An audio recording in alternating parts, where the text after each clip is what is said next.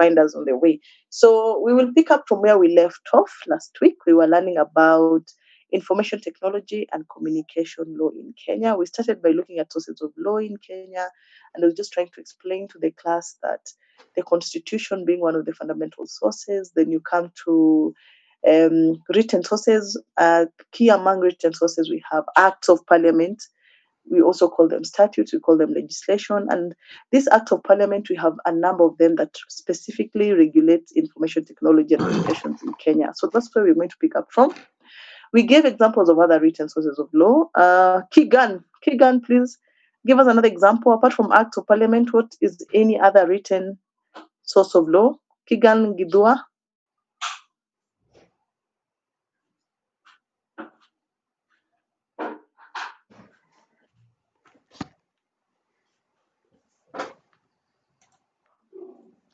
Kigan Gidua.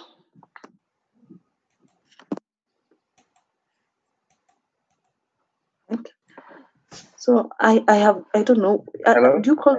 Oh, hi, Kigan. There you are. You're responding. Just worried already. Kigan Niambie, which other? I've talked of Acts of Parliament as one of the written sources of law. Which other law do we have apart from Acts of Parliament?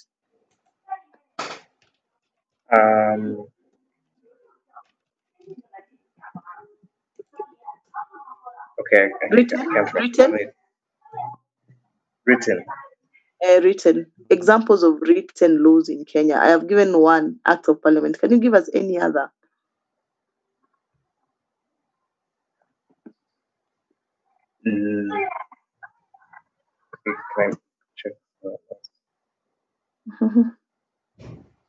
Check your notes.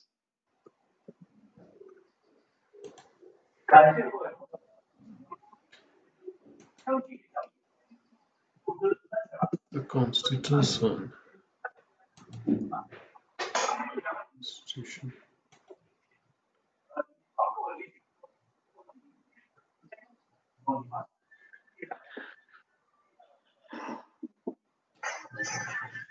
Maybe you could come back to me.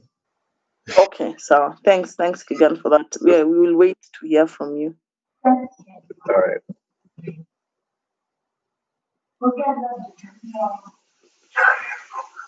All right. So anyone else who can give us examples of written?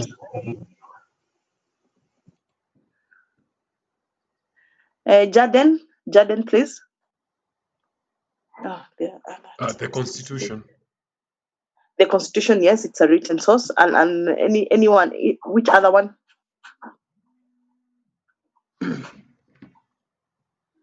Yeah. So we have others being typed here. The Constitution, sorry, I missed that. And Jordan, thanks for highlighting. Statutes of general application, conventions, county legislation, delegated legislations. Exactly. So can we have now examples of unwritten sources? Treaties. Thank you so much, Samuel, for that. Treaties are also examples. So can we go to examples of unwritten sources? Pardon? Oh, the notes online. Sharia, yes. Customary law, our African customary law. In fact, Sharia, Hindu, they are mostly customary. Then we have equity, good. Then we have, Islamic Sharia, common law. There you are. You have given me most of those examples of written sources of law. Thank you so much. From there, we can continue. We had started on this topic. We went through some of these slides already, so I will not repeat them. Here is where we had our list of written sources, Acts of Parliament, delegated legislations. Then we came to our list of unwritten sources. And then we talked of the sources being categorized into two, principal and subsidiary sources, where principal sources are applicable throughout Kenya. They regulate all persons in Kenya. Subsidiary sources are sources of law which regulate certain category of people in Kenya in relation to certain matters. We have Islamic, Hindu, African customary law. So the Constitution of Kenya 2010 as a source of ICT law. So just Google. Coming back to the question of the Constitution of Kenya, we have Section 3, Subsection 1, Paragraph A of the Judicature Act that recognizes the Constitution as such. With written sources of law. Yeah. in Kenya.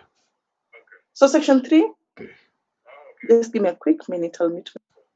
Oh, okay.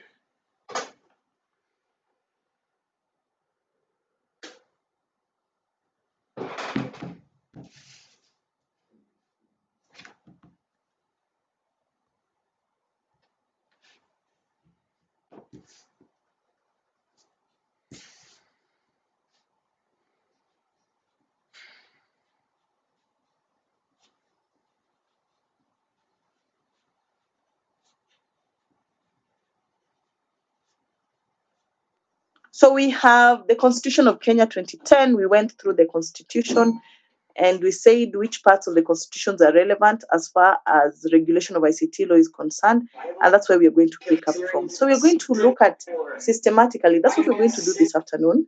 We're going to go through all the laws that regulate ICT, particularly the constitutions and the acts of parliament. And those ones that you're going to look at are the following. So we are going to look at, let me just stop sharing this and instead share my whiteboard. So this is what we're going to start from the Constitution. And remember, the Constitution is a high-ranking law on its own standing. The Constitution, after the Constitution, you're going to now go to specific Act of Parliament, specific Acts of Parliament, specific Acts of Parliament that regulates ICT in Kenya. We'll start off with the Kenya Information and Communications Act. Number 2, we'll go to access to information.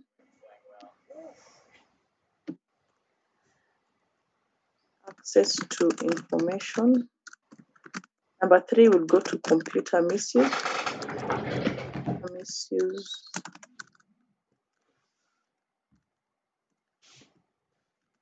And cyber crimes. Misuse and Cyber Crimes Act. Number 4, we will go to Data Protection Act. Number 5, we have Science, Technology, and Innovation Act. So there are those ones I will give you assignments to read, and then there are those ones that I'm going to discuss them in class. Please remind me to also discuss the assignments. Yeah, this is another target we have to discuss the assignments. I already posted them on e-learning, so they're already on e-learning. I hope you have had a look at what question your group is doing. Are we clear which group we belong to?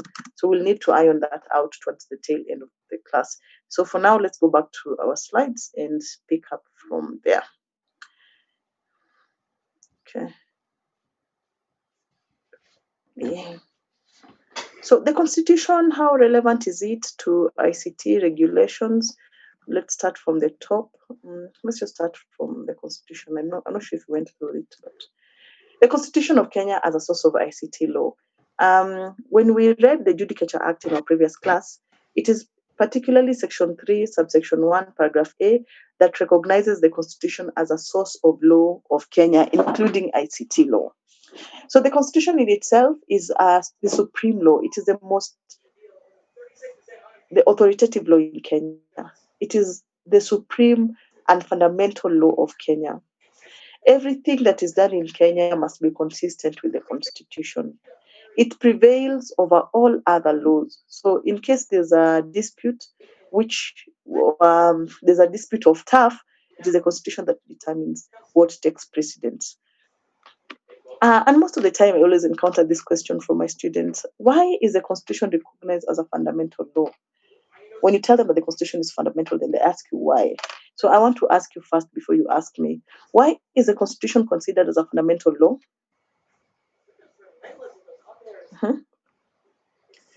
Why is the Constitution considered as a fundamental law?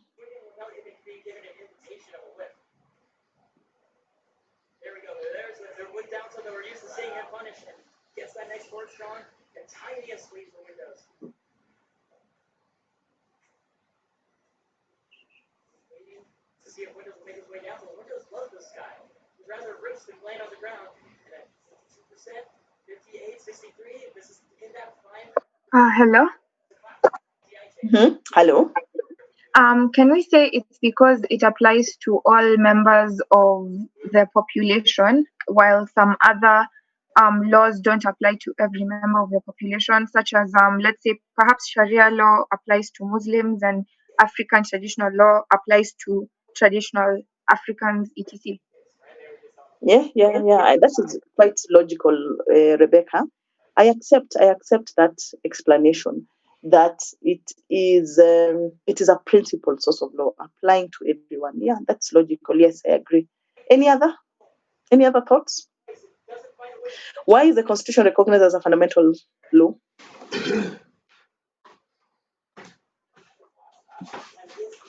Please unmute yourself and speak to me. I'm not reading chats because it takes me a lot of. Unmute yourself, speak to me. We all take part in choosing it, like in the Constitution 2010, and people voted to go forward with it. Yeah, the process of forming a constitution. Thanks, Edna, for that. I hope I have gotten your name correctly. Let me just confirm. Esther. Thank you, Esther, for that contribution. So, yes, Esther, I agree. I accept your contribution as correct because the process of forming a constitution is different from how other laws are formed. There's that very important step known as referendum. When we are promulgating the constitution, our constitution even went through a referendum, and that's what happens in most countries all over the world. They take time to take it through a personal vote so that everyone approves if that is the constitution that they accept. So the process of even forming the constitution is unique. One more contribution about why the constitution is recognized as a supreme source of law. Stage becomes really important. The stage choice is huge because Windows wants as much space as it can to operate, and Blue wants to close that distance. Hello. Hello, Vanessa. I think we can say it's supreme because all other, let's say, all other laws like the Sharia law, Islamic law, have to follow the constitution. So if it contradicts the constitution, then that law can't stand. So I think that's why we say it's supreme and fundamental. Yes, Vanessa, totally. Very good point. Thank you so much for that contribution. So, in addition to what the contributions that have been made, of course, I cannot cover all the reasons why the law is supreme, and those contributions are correct, and I'll accept them. The additional ones I have here in the slides is all the laws, and this is just what Vanessa said. All other laws derive their validity from the Constitution. I will not repeat that. It proclaims its supremacy. That's not a very good ground.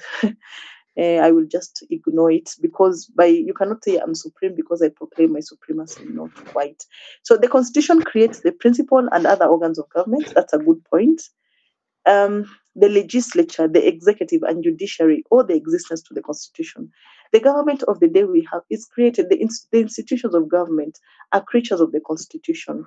If it were not for the Constitution, then they will not have legitimacy, they will not have validity. So the Constitution creates the principal and other organs of government and gives them legitimacy and validity. So we have the legislature, we have the executive, we have the judiciary, that they owe their existence to the Constitution. Additionally, we have other bodies that are created by Constitution. We have many constitutional commissions, one of which we're going to mention in our class today is the Commission on Administrative Justice. Let me type it in the chat. Commission on Administrative Justice. We're going to touch on it as we discuss the Commission on Administrative Justice, also known as Office of the Ombudsman.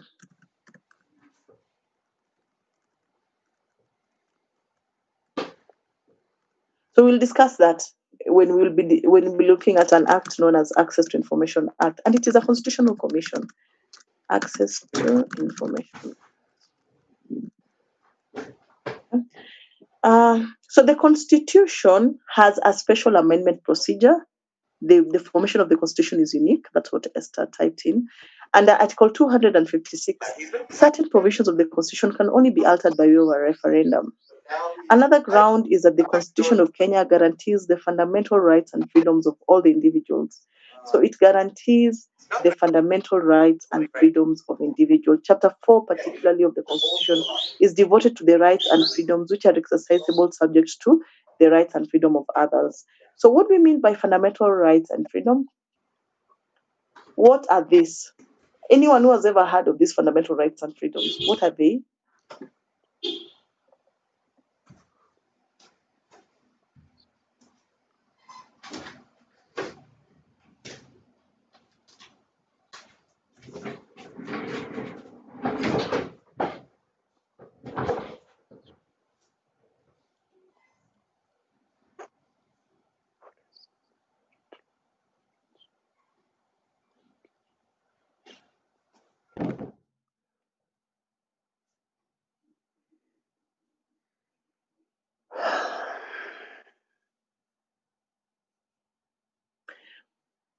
No one to contribute? Then we can all remain silent until 5 o'clock. Or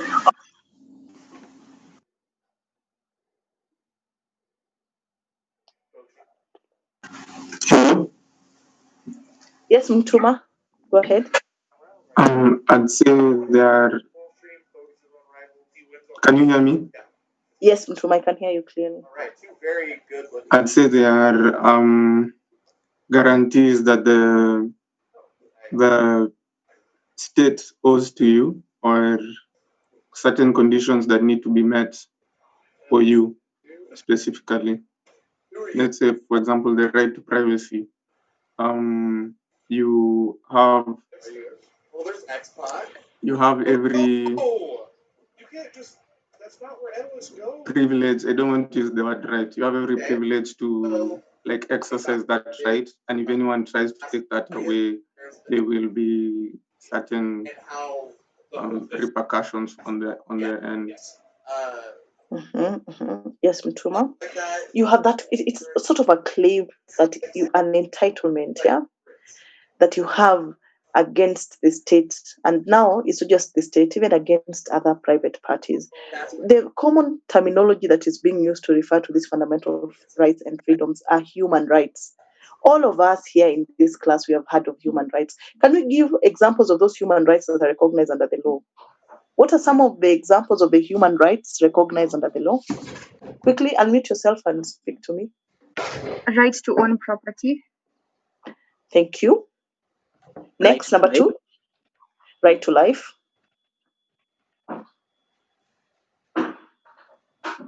Right to privacy. Right to privacy.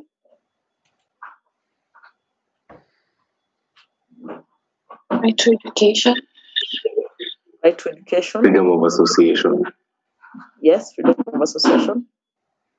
Freedom from slavery or servitude. Exactly. My favorite players that are around right now. Any other? One more. And obviously, I love watching. Rights to fair trial.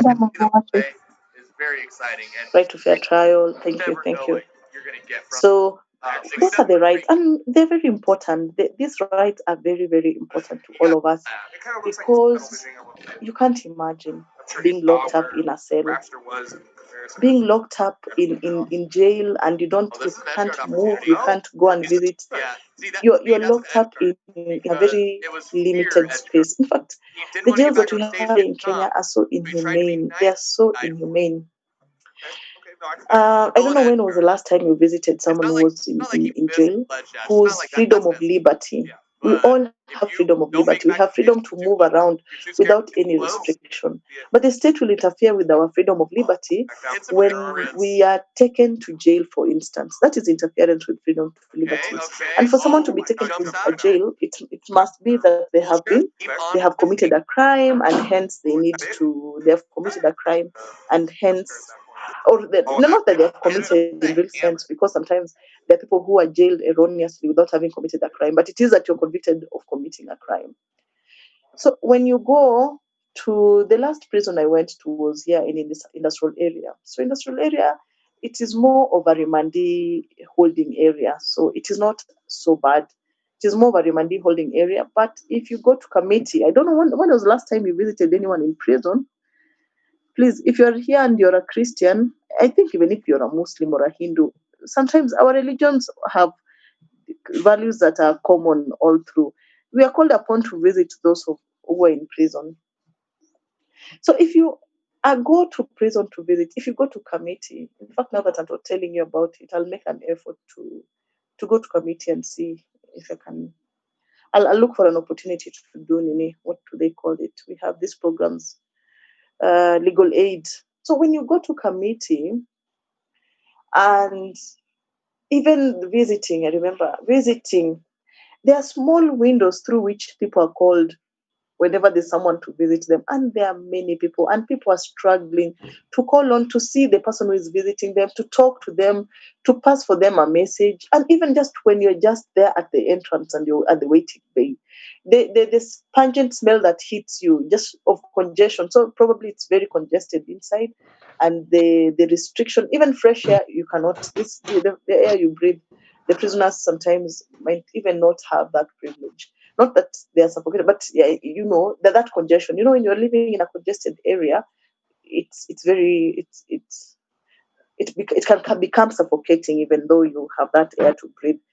And the conditions are deplorable. The latrines that they have to use, the wash facilities, some are non-existent. And most people, when they go to prison, they always come out with skin diseases, scabies, because of even lack of water and food. Now you just eat for survival. You don't eat for pleasure anymore. So if you think of someone in prison, you'll appreciate your freedom of liberty. You'll appreciate your freedom that even now you can log into this class and leave your phone there, or carry your phone with you and walk around and do your errands as you listen to the class. That is freedom of liberty. So these human rights become very important for us. They ensure that the state does not infringe on these rights unnecessarily. And when they do that, at least we are offered remedies under the Constitution. So when we talk of the Constitution as a source of ICT law, our focus is going to be there on these human rights. And the human rights are provided for under Chapter 4 of the Constitution, the chapter on the Bill of Rights.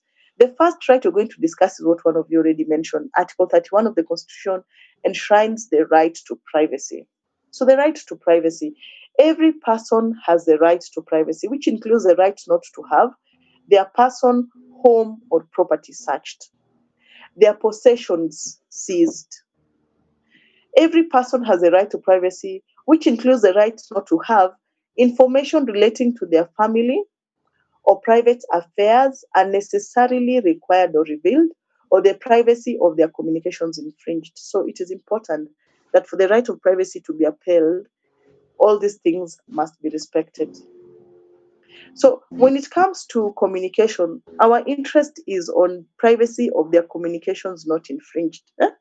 I tell you, if all the information we communicate with our friends, with our relations were to be published on a newspaper, we will just wish for the earth to open up and swallow us. So there's some information we communicate them because we understand that they will be kept private. So privacy of communications is important. And one of the ways that this privacy of communication can be infringed by is through these telecommunication networks, through the use of internet, through social media pages. Does Facebook guarantee these privacy rights? What if I don't want to make my profile picture public? Is it guaranteed that no one else will ever search the internet and never find my profile picture? So the privacy of their communications, their pictures, their expressions infringed. That's what it entails. Then we come to Article 33 of the Constitution, which enshrines freedom of expression. This is a very important provision of the law, and I think it is your class. Probably I'm going through this again because I'm not sure where I reached. I need to have a notebook to always note where I reached so that I don't repeat myself. Okay. So every person has a right to freedom of expression, which includes freedom to seek, receive, or impart information or ideas. Every person has the right of freedom to information, which includes freedom of artistic creativity. Okay?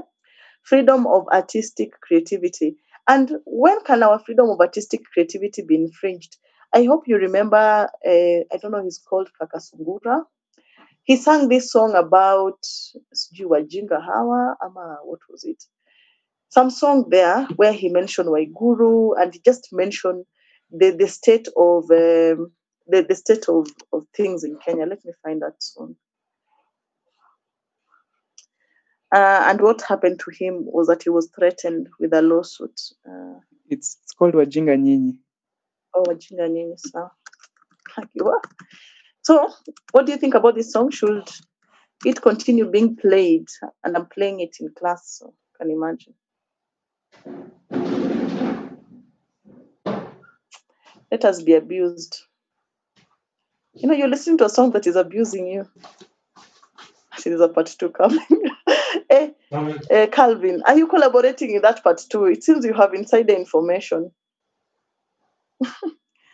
Anywho. So, as the song loads... Sentence is grammatically correct. Sorry. I know one of you gave me this tip of installing. Okay, you need to give me that tip again. It's good to do things right.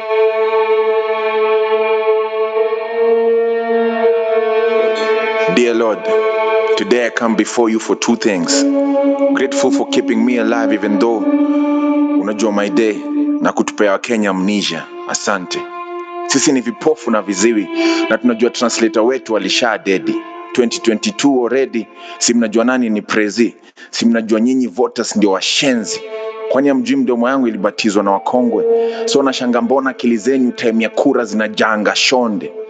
Na hiyo wiki ndio najua jirani yangu wangamjaka, kama kumbe wangamsapere, hata salamu hatapata. Piga tu kura na utalala bila kula. A night of tears. Nani sikiza? Na macho naona na your ears. Swali, fununu ni ati system education ya udu. Is it true? That's why umepeleka mtoyo wako akasome majuu. While graduates wanashika placards kwa traffic, mtu wa actuarial science anataka kujimada. So tragic. Swali, ati Waiguru wako kwa office na story ya NYS tulishasahau. Bairo moja alibuy 8 tao. Bairo tunanunuanga mbao. Either sisi ndio wajinga ama ako na marking scheme ya kao. Time will tell. Vijana wana bet na kifo. Wanadai betting imewapea job mob kualiko. City Stadium imekuwa renovation for 3 years. Budget ziwatoshe. While Sonko wana dance tu kwa ofe. Swali, how do you sleep at night knowing mkono yako imeua? Not close to purity. Wordsmith, King Kaka arrested for fighting impunity. Sorry, I rather stop sharing before I forget that I'm teaching a class and I start listening to King Kaka. So that is the song. There's like a thing here at Kenyans reactions. Kenyans react to Ujinga Nyinyi. Na ujinga yenu mnaeka students hawajali out. Kenyans are like, nimekuwa nikifili hivi pia mimi. Manze, we had Bairo ilikuwa inabaiwa ni 8K. 8K. Na story ya NYS tulishasahau. Bairo moja. So that is it. So you can see that is freedom of artistic creativity. Let me go back to sorry. I should have just listened for a few minutes of it. So where is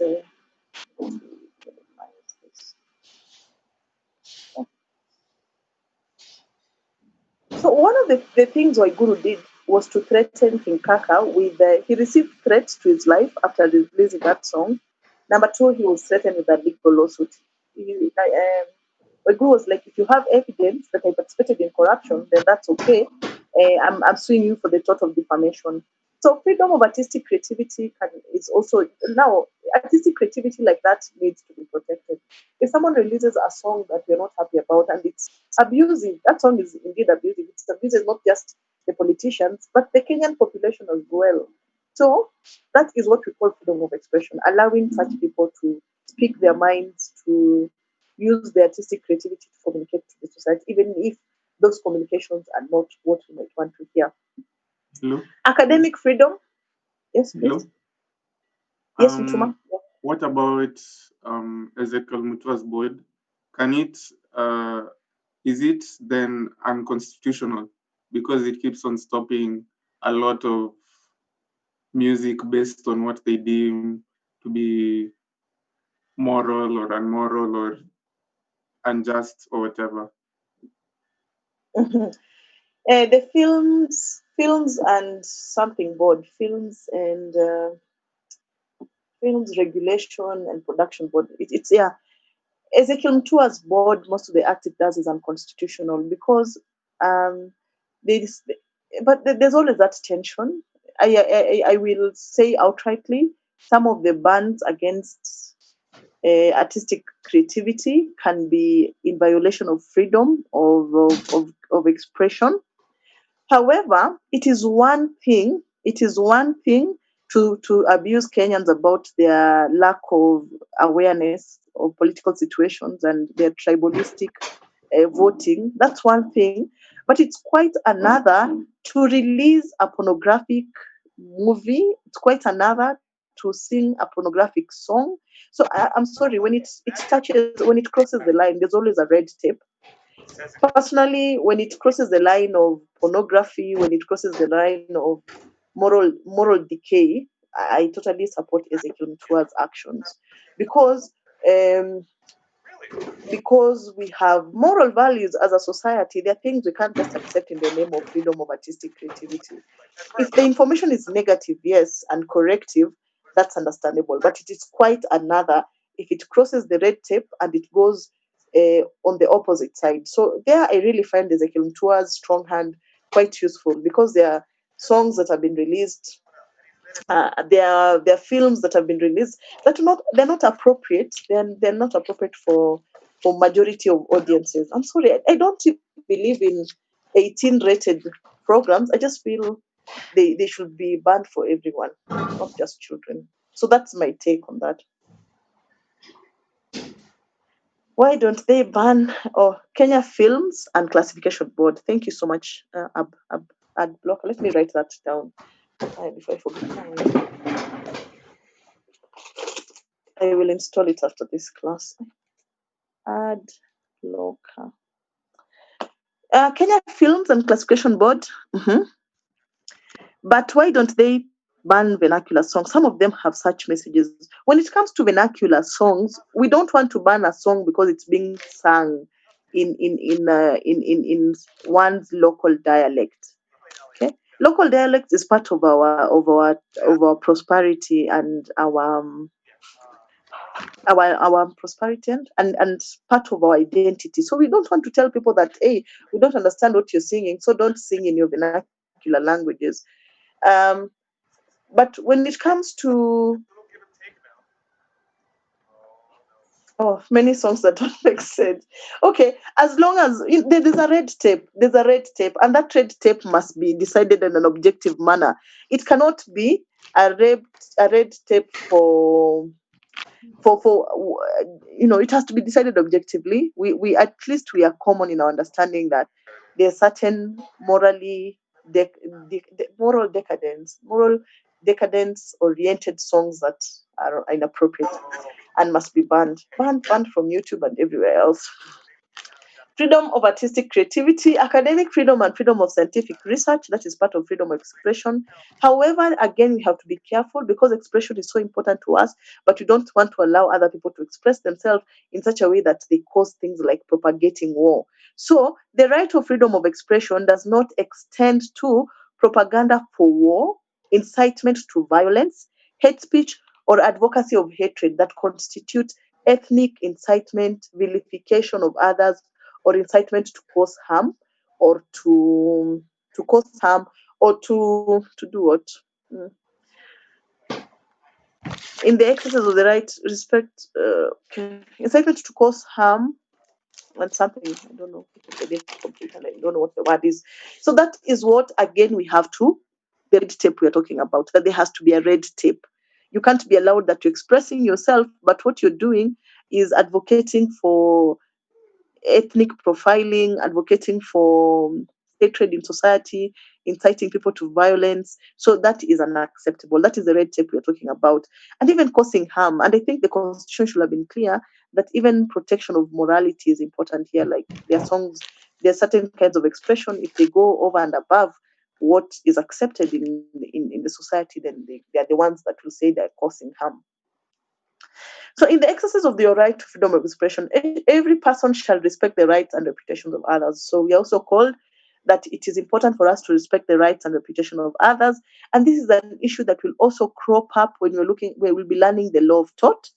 We are going to learn specifically about the tort of defamation. So if you infringe on the tort of defamation, then you have to, any infringement to the tort of defamation, we have rules that have been laid down, what amounts to defamation and what does not amount to defamation. And before I cross over to the next right, I just want to emphasize that you should remember it is that negativity that we're protecting, criticism that we're protecting.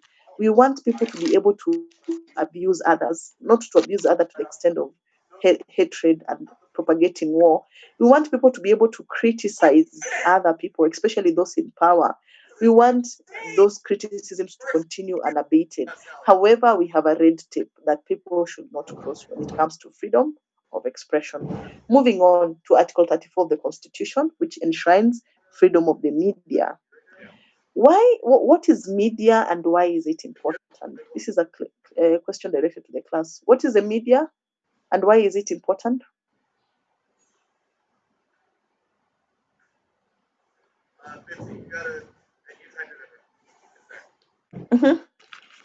What is the media? Why is it important?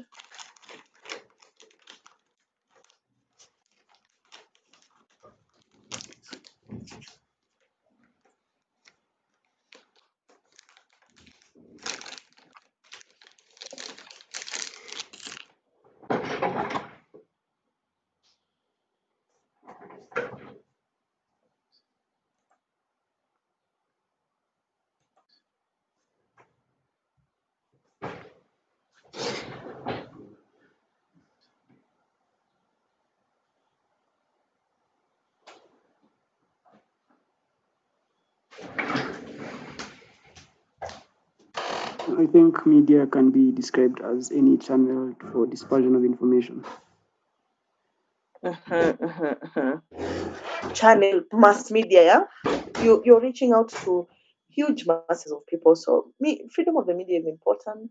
We have had all these terminologies that have been used to degrade the media, and that cannot be allowed. Even, unfortunately, our own president using newspapers to wrap meat.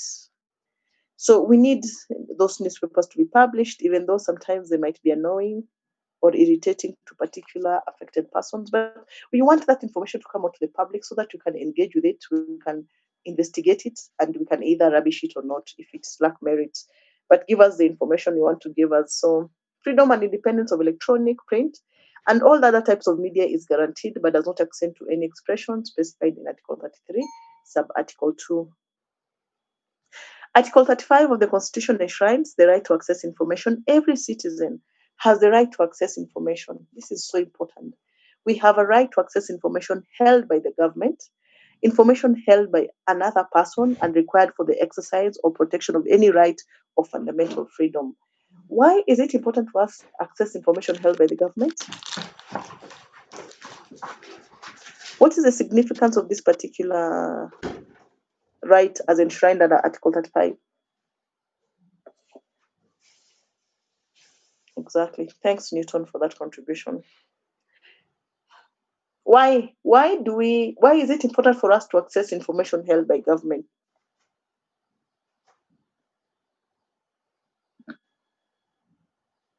I think for transparency. Hold them accountable.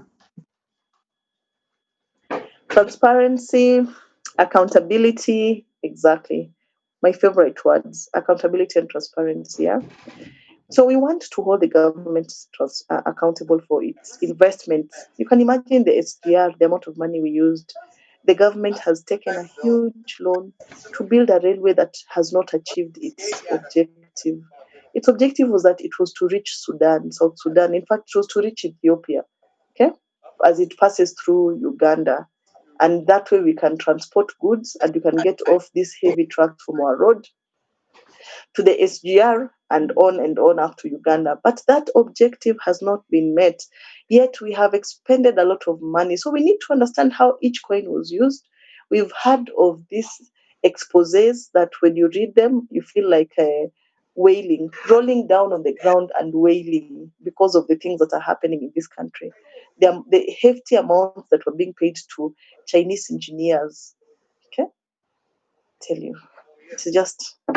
It is mind-boggling sometimes when you read those figures and you think, how can where is the humanity in all this? The world has become so capitalistic and people are chasing after money, like life itself depends on having this money. And I think, especially for the Chinese, sometimes I feel, why do they have values to uphold? Like, for example, when they do tradings with African countries, do they even spare a little bit of mercy to ensure that they give us value in return of our investment? So that is why we need to have access to information. Okay, what have I missed out? Every person has the right to the correction or deletion of untrue or misleading information that affects their person. The state shall publish and publicize any important information affecting the nation. That is Article 35, which brings us to the case of Geoffrey Andare versus Attorney General. So this is an interesting case. I want you to pay quick attention. Geoffrey Andare is the petitioner in this case. AG stands for Attorney General, so meaning he was suing the government. When you sue the government, you sue the government through the AG because the AG is the legal representative of the government. So the petitioner challenged constitutionality of section. The petitioner challenged the constitutionality of Section 29 of the Kenya Information and Communications Act, CAP 411A, for criminalizing publication of information in vague and overbroad terms. So, had we had time, I will have read for you Section 29 of the Kenya Information and Communications Act. It creates an offense, and it uses these words that are not precise: grossly offensive, indecent, obscene, inconvenience, causing annoyance, or needless anxiety. As you can see, these words are not precise. So what do we mean by grossly offensive? What is indecent? What barometer are we using to measure indecency? Obscene. So any criminal law has to be very precise when it's defining an offense because of the principle of legality that requires a crime must be very definite. It has to be definite as to what act exactly amounts to a crime. So when the petitioner challenged the Constitution, because the petitioner was arrested for posting on his Facebook wall and damaging the reputation of another person. So when he was arrested, he was charged under Article Section 29 of the Kenya Information and Communications Act, and these were the words that were being used. So creating an offense without the mens rea element and as a dragging effect on freedom of expression. So those were some of the arguments that were being advanced by the petitioner. What do we mean by mens rea? Mens rea is a Latin phrase. If you translate it to English, it means mental elements. He actually is more stunned than MSB. Oh my god, the spike. Yeah. But if you... So mens rea is the mental element.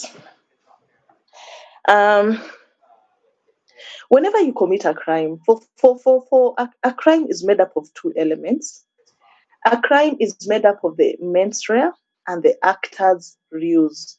The mens rea is the mental intent. You must have formed that mental intent and then gone out to execute it. For instance, we might be playing a game.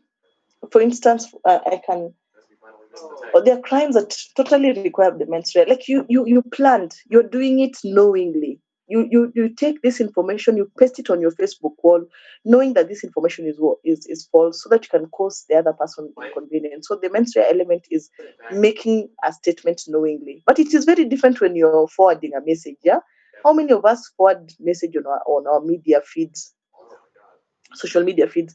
You forward it. Do you verify is it correct? Do you forward it for harm's sake? Maybe you think it is funny and you want other people to share in the joke. So there must be a mens rea element.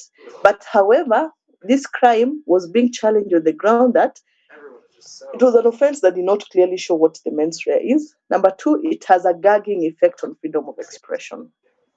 So the petitioner charged with improper use of a licensed telecommunication system by posting grossly offensive electronic mail on his Facebook account, knowing it to be false with the intention of causing annoyance to the complainant.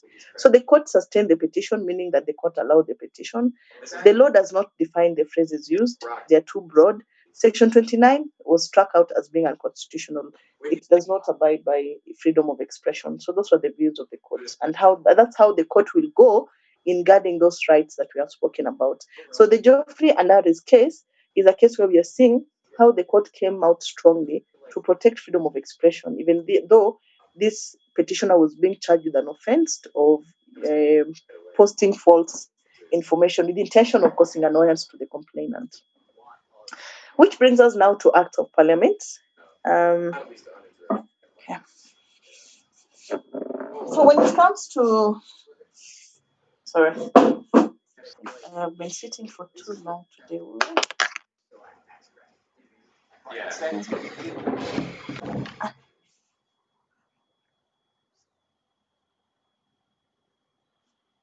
Give me a minute.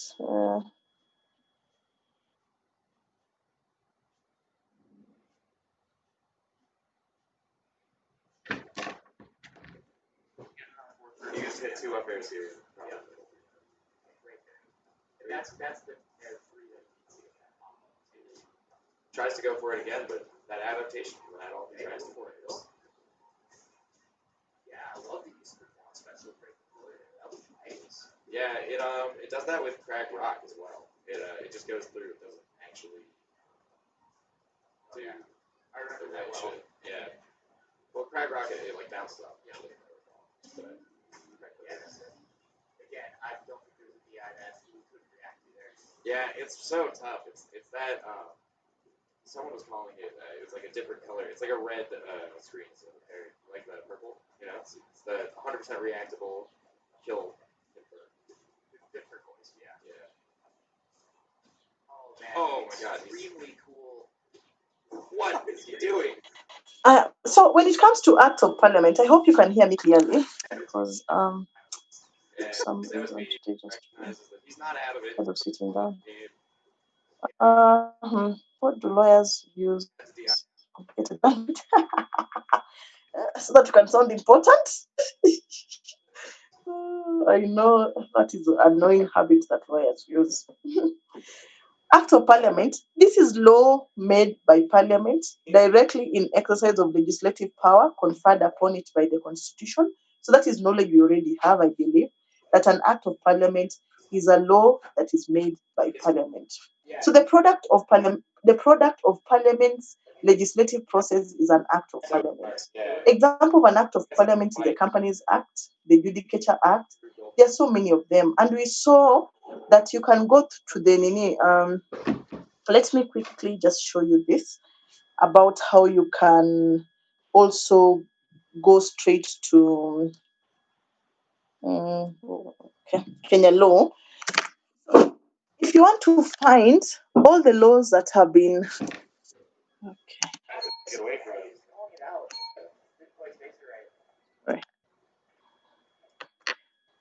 I'm not sure if I showed your class this. You know, I teach your class in the afternoon. So sometimes you don't know what you taught which class. If you want to find, I wonder if I oriented you to the website, Kenya Law, the website Kenya Law. This is the website where you find most of the things you need as far as law interpretation is concerned. You find the decided cases. You can run a case search to find a decided case. For example, if I have told you about Geoffrey Andari's case, and you want to find the full case for your reading, you just go through a case search, you type here. In fact, me, I always just prefer typing the section of the law, section 59 of the Kenya Information and Communication Act.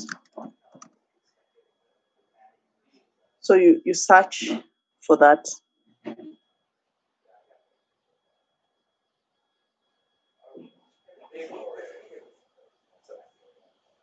So there are many cases where this section has been decided. So I can search for a section of the law and find the case.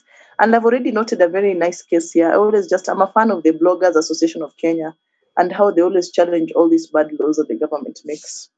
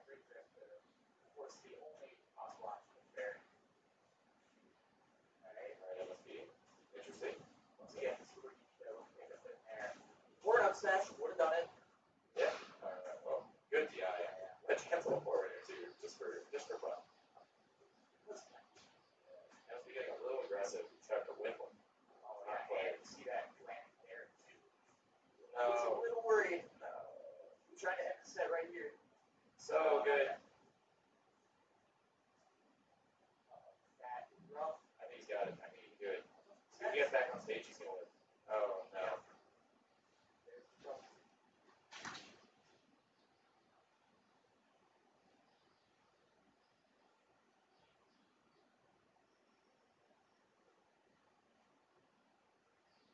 Okay. Sorry. So this is how you come and download a case here. As you can see, it's a very long case in the matter of a number of sections of the Kenya Constitution. Oh my dear. My computer is going to die soon. All right. In the matter of the alleged contravention of the rights and freedoms of that section, in the matter of standing orders, the Bloggers Association of Kenya, the Honorable the Speaker. Oh, this is the one that I was telling you about, the Computer Misuse Act. Is this the final judgment? Let me see. This is the petition. This is the final judgment. Which date was it issued on? I was just talking to the initial class about this. It was issued on the judge, 20th day of February. This is a good one. We don't know it. You can have a look at it later. So that's how you search for a case when you want to read the whole case instead of an extract of the case. You search for it here at Kenya Law. You'll be able to find a case you want. In case you want to download an act of parliament, it is always important you come through Kenya Law. When you click on the laws of Kenya, it will bring you here.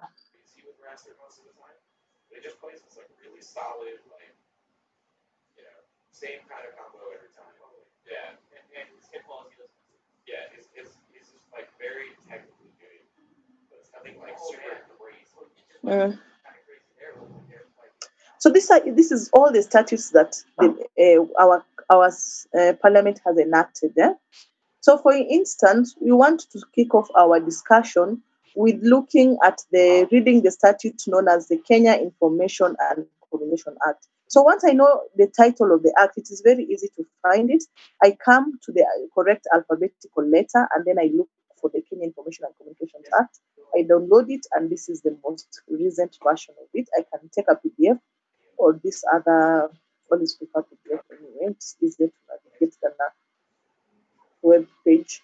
So I've downloaded the case. I'll be able to view the case and read it. So that's how you can get access to cases. You can get access to either cases if you want to, or an act of parliament that is updated and revised. It is always wiser for you to come and download it straight from this site because this site has the updated laws. You might download any from a Google search, but you might find it has not been updated, or you might be reading the act of the wrong country. I've had people read acts of Malaysia thinking that they're the ones for Kenya. So, acts of parliament. Give me a quick minute. Everybody, yes, that was not messing around, everyone. Yeah. Everyone always say Tonto? Is this the Tonto body? Everyone is freaking out. Oh. Yeah, I hesitated. Really sweat. I'll take the filter and throw it.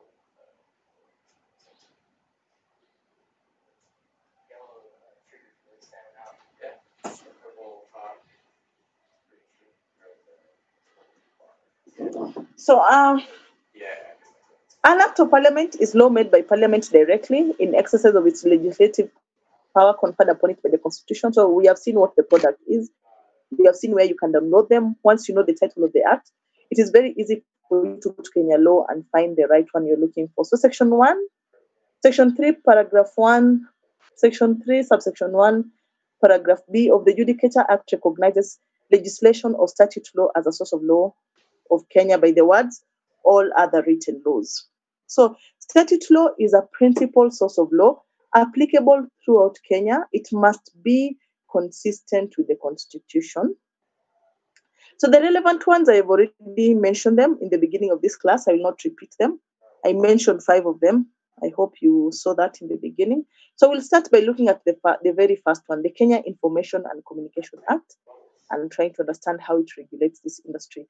It is a main law regulating communication sector. 2013 amendment aligned the Kenya Information Communication Act to the Constitution of Kenya 2010 and established Communications Authority to replace the Communication Commission of Kenya. So the first thing you need to know about this act, it is the main law that regulates anything related to communication in Kenya, including the technology that facilitates such communication. It all creates a body, a very important body, a body that plays a significant role. And that body is the Communications Authority. So the Communications Authority is created under this law known as the Kenya Information Communications Act. Although the Communications Authority original mandate derives from the Constitution. So it's a constitutional commission, and then now it finds its final regulation under the Kenya Information and Communications Act.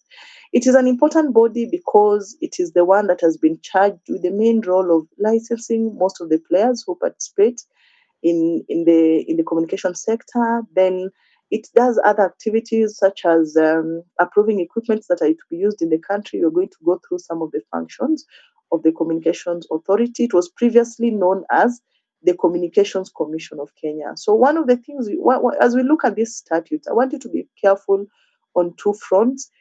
Make sure you understand what the law says, and make sure you also understand the institutions that the law has created.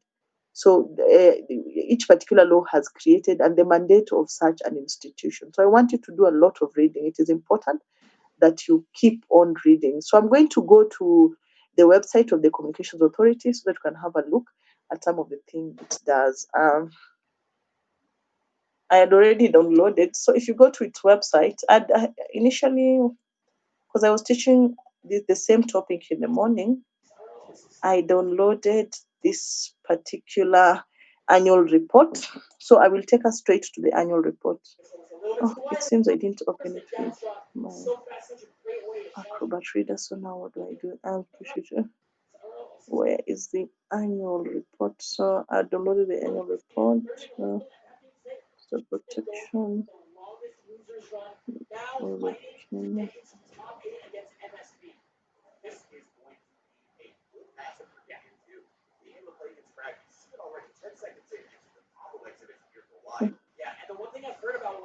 Really? So the first body you need to be aware of. I need to stop using very. You need to be aware of is the Communication Authority of Kenya.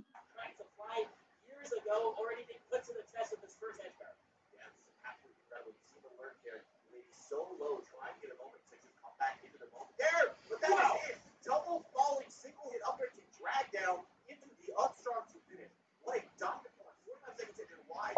His first RCS event is marked on Genesis 7 so far. He keeps on going. Here we get the beach ball. And Wyatt escorting MSB right there to the last one. MSB getting to do a high recovery with that pillar, but not really getting to touch ground longer than some blown rock. About us.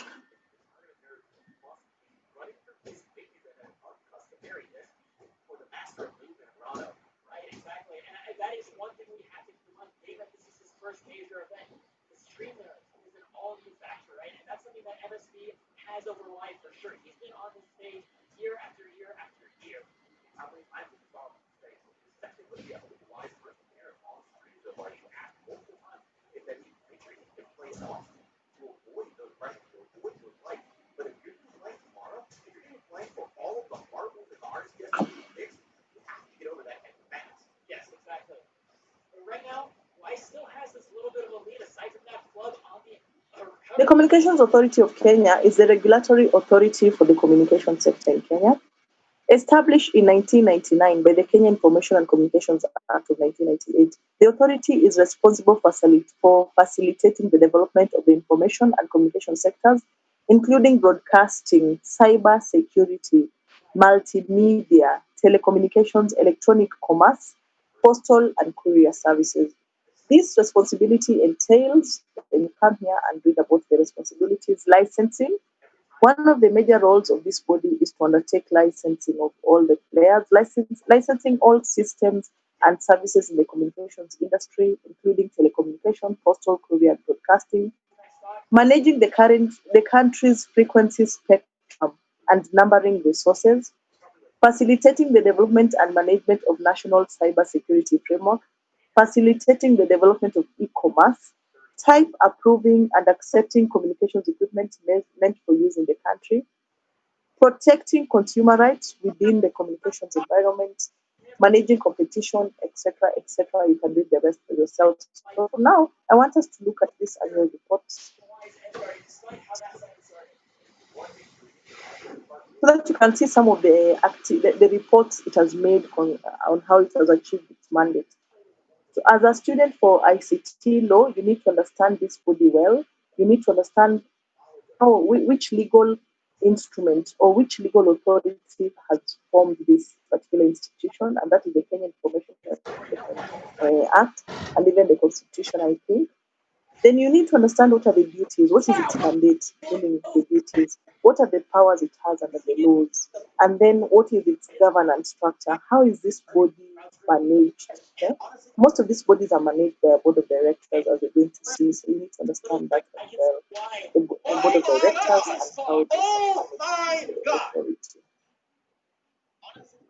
So the board of directors is made up of 10 members and a chair. So when you come to the 10 members and a chair, you understand. Fourth quarterly sector report for the financial year 2019. This is not the end financial statement. Yeah, it's been pretty popular today. It was almost all merchant report in my blog yesterday, but Jules has a good stage. It's like Smash On. It's a great song too, yeah. The intro just like really gets your heart pumping to this game. Definitely super cool. Yeah, slime pumping on the maple. Fire, I see. Out here, Edge Garden. What do you mean? Yeah, ready to kill with fire like 70. Yeah, they probably played this matchup inside. Oh, good DI. Yeah. Strong unfair, but good survival DI. Statistics, really. Contracts awarded, quota, telecommunication numbering plan for Kenya, national ICT policy, decision-making procedures and processes, tender for maintenance and services, tender for replacement of damaged equipment at Kisumu Radio Monitoring Station. So, I don't know how I got there. I wanted by running away, obviously. the annual report. Yeah. Couldn't get to the other side of them Yeah, I can give you the task of reading the annual report at your own time. I know time is of the essence. I want us to finish on the presentation of ICT. And in fact, I need to give you a break soon. Annual report for this year. A minute and a half in, nobody dead. Oh, so good. Beautiful reseed actually on that after that back air. Yeah, and now because of this percentage, he's probably gonna go for something. Okay, gets parried. Yeah. Double done. Ooh, you got the seed off that too. That qualifies as whack. I would say this whole thing qualifies as whack. He's not done. He is still whacking out, you know. Yeah, there you go. And he died. Yeah, dies through the strong fair. That's what you gotta do. Okay. Oh no. So we have Guy in on that sour spot. Section 22, subsection 1 of the Kenya Information and Communications Act requires the authorities board to prepare a report of its operation within 3 months of the end of each financial year. In compliance with this statutory obligation, the authority prepared this report based on initiatives and activities for implementation under Year 1 of its 4th Strategic Plan 2018 to 2020. Such a read on his habits, feels like. Yeah. So, according to Section 6.1 of the Kenya Information and Communications Act 1998, the management of the authority rests on a board of directors, which consists of the chairman, chairperson, and 10 members. So the term of the 7 members of the board who were appointed in accordance with Section 2B came to an end after serving 3 years. So these are the board members. The chairman of this body is Mr. Nyene Gituku, chairman of the Communications Authority of Kenya Board of Directors. He served as Communications Authority chairman prior to the chairman defunct.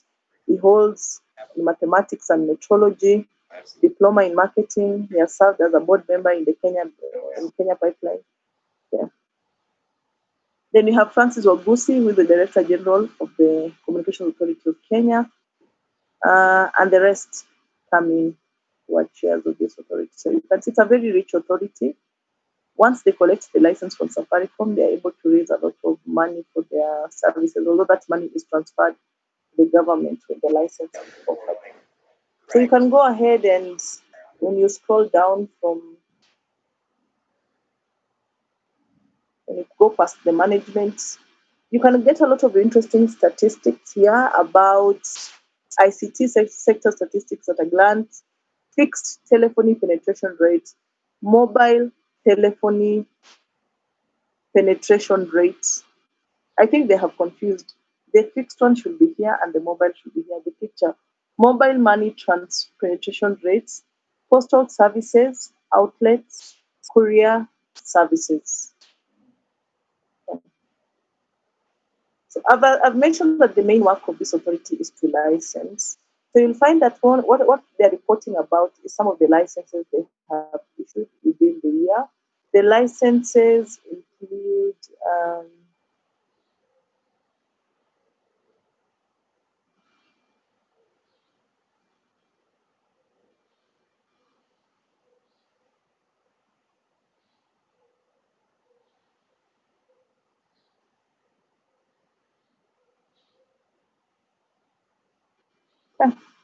so the promoting competition. The authority manages competition to ensure effective and efficient ICT markets through licensing of ICT service providers, regulating provisions of services, and enhancing competition.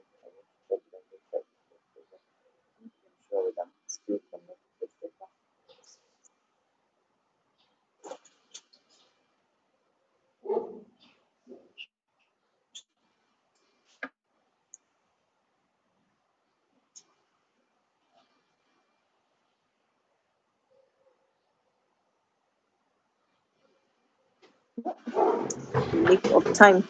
So the authority manages competition to ensure effective and efficient ICT markets through licensing of ICT service providers, regulating provisions of services, and enhancing competition. Competitive market benefits societies and ensures that personal freedom to produce.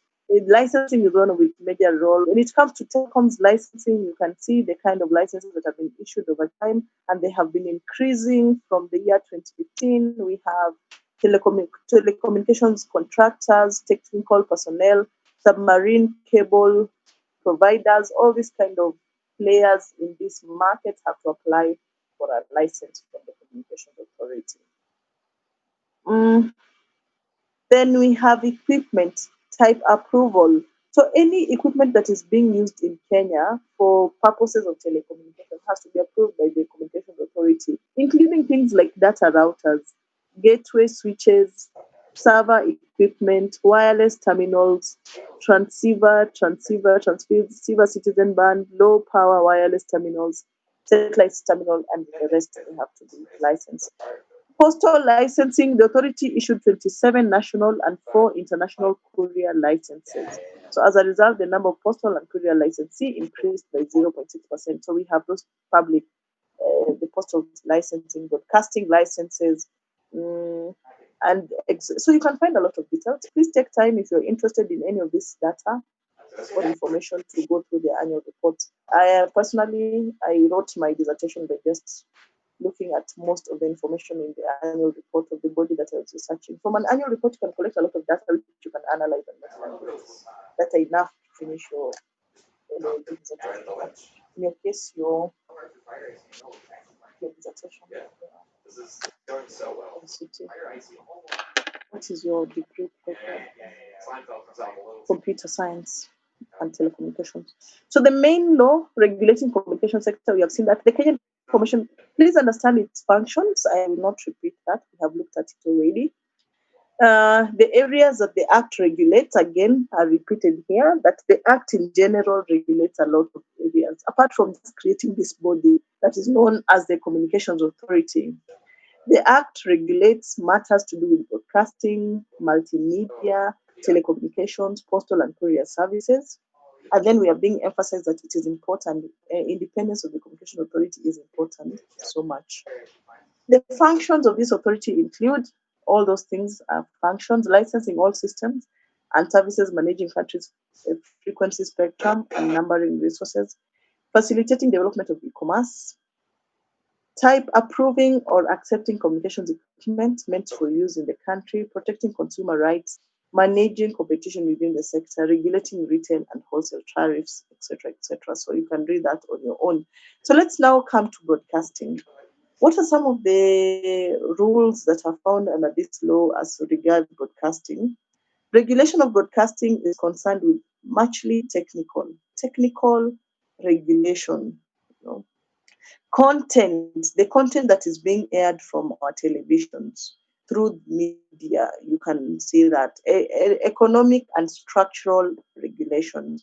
So in addition to the regulations on broadcasting that are contained in the Kenya Information Communications Act, changes in sector with electronic broadcasting, the Act establishes a Broadcasting Standards Committee. So we have a Broadcasting Standards Committee. The committee does the following: administer broadcasting content, formulate media standard, regulate and monitor compliance with those standards. In addition to this, we also have the Media Council Act that sets, regulates, and enforces standards in media industry.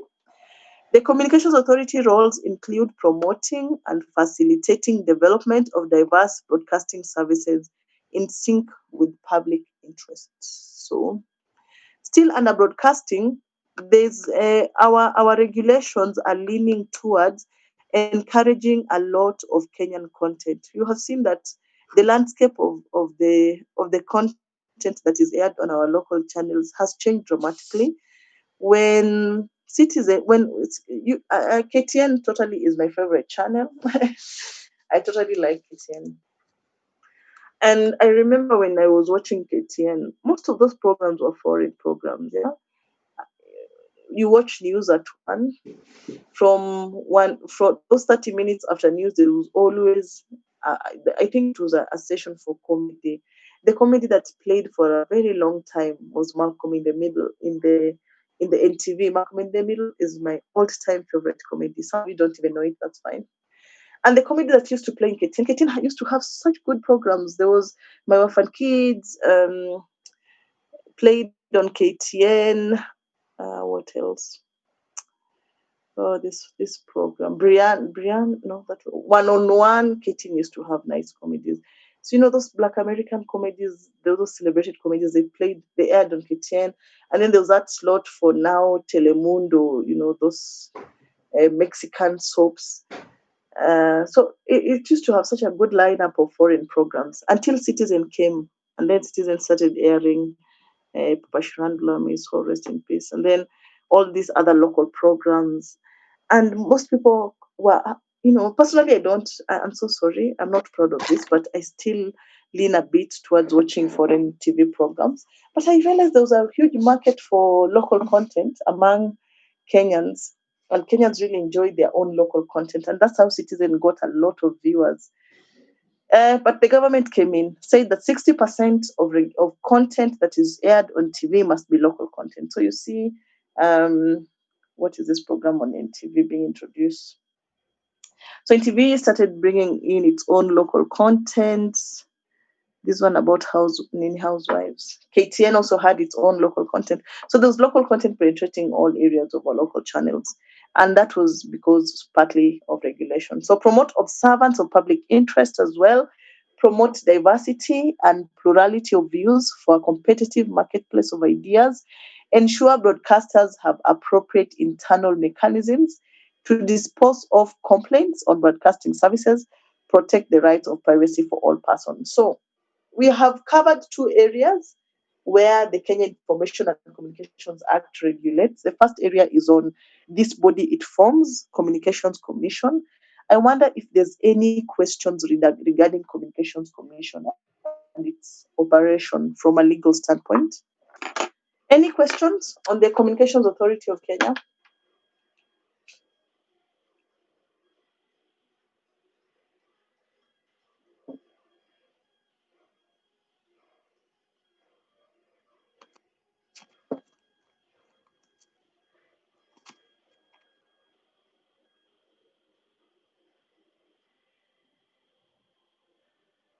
I think we're clear on that.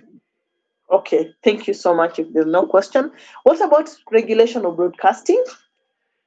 Do you understand what we mean by regulation of broadcasting, kindly? Broadcasting standards. Okay. Let's see the chat. Or cybersecurity. Oh no, Stella, I want you to read on that. Oh, everybody hates Chris, yeah. That was also a very cool one. Stephen, I think I will elaborate a bit on cybersecurity, but I also want you to do some reading on that. Cybersecurity is a very important deal right now, and I think most of you should be interested. So I have seen your query. We will touch on it more when we'll be looking at the Computer Misuse and Cybercrimes Act. That is when issues of cybersecurity will come up. So just hang in there. We'll get there. So, all right. I will look at my watch first to see whether we take a break or we move forward. It is 15:35. We can do another. We can take a break at 15. Okay. Let's do another 5 minutes before we take a break, because I want you to take a break and then come back at 4 sharp. We do another 1 hour, 15 minutes, and we'll be done. Okay, so before our break, let's talk a little bit about how it regulates radio communication. First and foremost, license. Anyone who wants to establish a radio station in Kenya and acquire a frequency, then they have to apply for a license to the Communications Authority. That's what we have there in our slides. So persons wishing to establish or use any radio communication station or apparatus to apply to the Communications Authority for a license, failing which you are exposed to fine, imprisonment, or both. Licenses are required to conduct, even if you want to conduct scientific research or experiment in radio communications, again, you need a license. You have to apply for a license for that activity, and without a license, you have to direct it to the Communications Authority, especially if you're a foreigner. So all these legal rules, the nitty-gritties of radio regulations in Kenya, you find them in the Radio Communication and Frequency Spectrum Regulations 2010. So there's a guide that helps people to understand what they need to do in order to be a player in the radio communications industry. It is an offense. You're not allowed under the law to deliberately interfere with radio communication, to unlawfully send misleading messages through radio communication. So the law also tries to regulate, once you've been issued with a license, we call them post-entry requirements. Yes, you have a license, but now that does not mean you can do anything. I'm not a fan of radio. However, it is sickening sometimes to see the conversations that are being had on radio. Too much of something is poisonous, yeah? So you turn to, and most of these conversations, I cannot wake up and turn on the radio and start looking for frequencies. But I know there are people who really like their radio, and I respect that. But most of the radio communication I hear is, of course, in the matatu. Whenever you use matatu in the morning, you have that segment for, I don't know, Maina and the other Churchill. Now we also have Radio Jambo. Okay? And I listen to Radio Jambo a lot because there's someone in my house who has to religiously listen to Radio Jambo in the morning. You think they're being paid for it. So Radio Jambo, I don't know about any people being reconciled, but what are Kenyans really talking about? We don't talk about issues that affect us. When there's political issues, they're simply gleaned on very slightly, but the rest is about marriage, relationships. Just too much. Some of the radio discussions that are taking place in the early mornings, they are not even soul fulfilling. They are discussions that should not take place at all, and that's where our Communications Authority has failed us. Okay, there must be watershed hours that have been put by the law, so that during these watershed hours, what should play on any radio station should be something productive, something soul fulfilling, to motivate you, start your day when you're energized, not empty discussions on empty rhetoric that add no value. Tell you. You can imagine sometimes when I have to endure that in a traffic jam. Go crazy.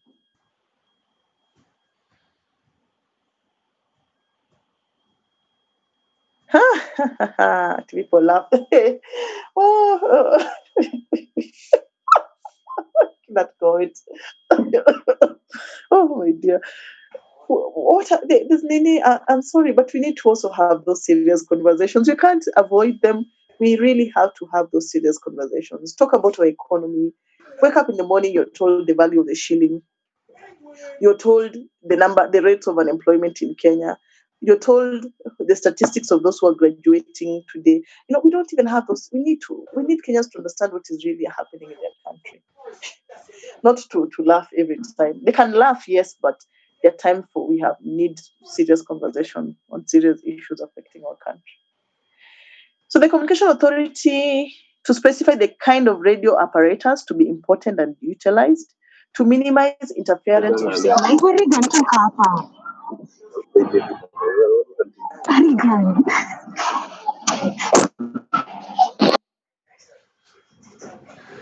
So type approval and distribution of communications equipment regulations.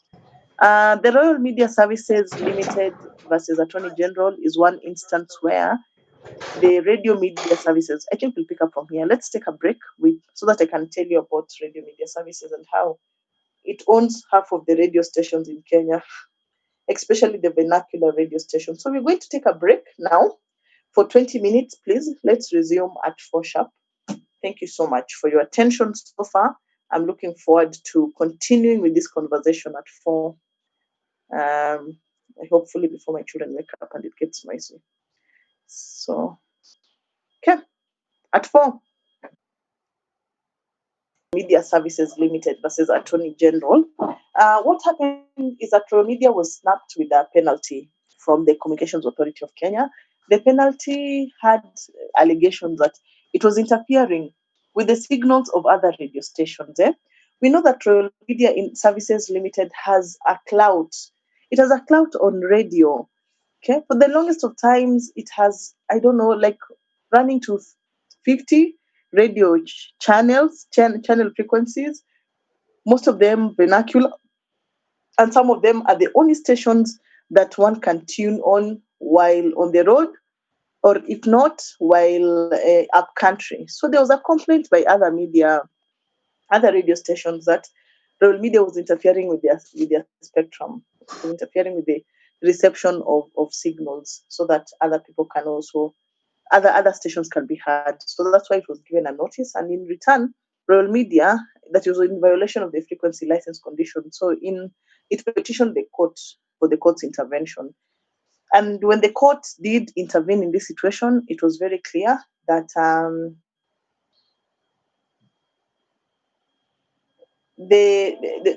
once you've been issued with a license, it is important that you comply with the licensing requirements. Furthermore, you need to make sure that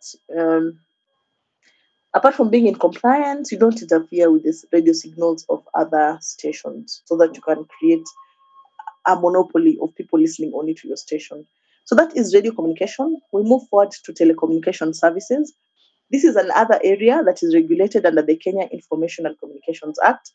The main issues here are universal access, protection of users' interests, quality of service, effective competition for efficiency and economy. So those are some of the issues that arises when it comes to telecommunication services.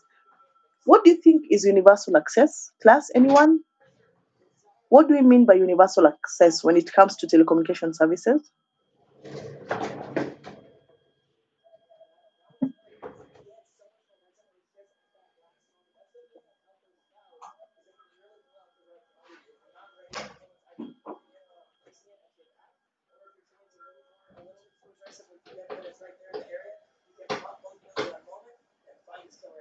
Universal access means giving everyone an opportunity to be able to have access to telecommunication services. We have heard of parts of the country where for you to receive a signal or to even be able to receive a phone call, you have to climb a certain hill, You have to climb a tree to receive a signal, and that is against the requirement of universal access to all these channels, to services. It is not only Nairobi that is entitled to clear signal, or cities or bigger towns. So there's an obligation for the government to ensure even the most rural parts of the country have a strong signal where they can be able to enjoy telecommunication services. So that's a matter that comes up in regulation when it comes to telecommunication services, universal access. We have protection of users' interests as well.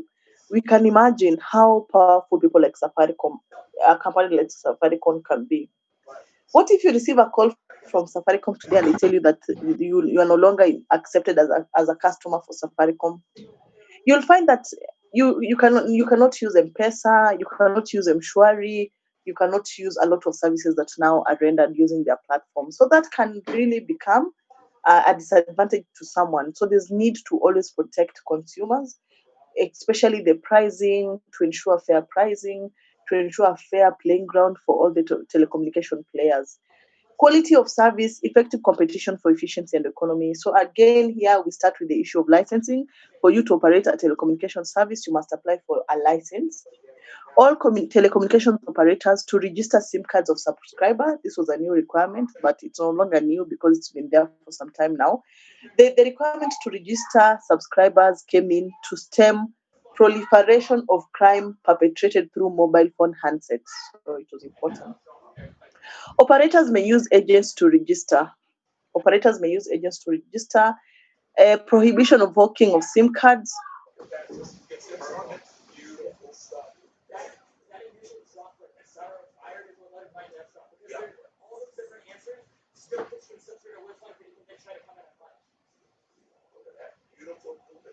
Right here from Penguin. It's been so unpredictable. That first grade. Look at him just juking out Penguin's landing, right? Dashing back just slowly far brings the land of the forward air and finding a down still punish and starting again and again. These tracks that were 6 cents for Penguin. So operators may use agents to register. It is an offense for any operator to fail to comply. Subscriber obliged to provide registration details to telecommunications operator, agent of registration of SIM card, report loss or theft of SIM card within 48 hours. So it is very important requirement under the law that whenever you lose your phone, you need to report to the police. Why is it important that you report to the police of loss of SIM card? What is the importance of such a move, reporting to the police that you have lost your SIM card? Why? Dennis Tomno, why do you have to report to the police within 48 hours when you lose your phone and your SIM card? Theft of SIM card? I think because your SIM card can be used to aid in criminal activities. Genau, exactly. That is the correct answer. So you can find that if your SIM card is used to facilitate criminal activities, you'll find yourself in trouble because it's registered under your name. So reporting to the police does not mean that the police will find to avoid impersonation during crime, exactly. So reporting to the police does not mean that the police are going to look out for your SIM card or they will find your stolen phone. It only helps you to guard against victimization when that SIM card has been used for fraudulent purposes, and then when they go to find who is the owner of the SIM card, they find that the SIM card is registered in your name. And you see, this issue of SIM card came up during election time when we had our ICT director for IBC brutally murdered. And so the police have never even unraveled what happened. But during that time, at the heat of the moment, they went to arrest a 14-year-old girl in Homa Bay who was using the phone that belonged to this ICT officer to make phone calls, or I don't know what she was doing with it. And she was arrested, a 14-year-old. And now the police brought her all the way here in Nairobi, and they locked her up, and they booked her for a crime of murder. That is how the police in Kenya can behave. So you wonder how a 14-year-old in Kenya could have murdered a powerful ICT director, who was supposed to be part of the team manning the credit of the process. So even there was an outcry that this is so unfair. This child is clearly innocent. It is just that they have this phone and they need to explain how they got hold of this phone. But it doesn't mean that they could be the actual murderers. And a child is not even capable of committing such brutal murder of an adult. So those are sometimes the things that happen when you found your SIM card is used to steal. Even though you're clearly not the criminal, the police in Kenya seem like they cannot think for themselves. How they can arrest a 14-year-old. Let me just find that story very briefly, because it was a very annoying to me. Of the injustice meted to this innocent girl. Can you imagine being taken to your rural home? Perhaps you've never been to Nairobi, and then you're being booked in a cell for murder.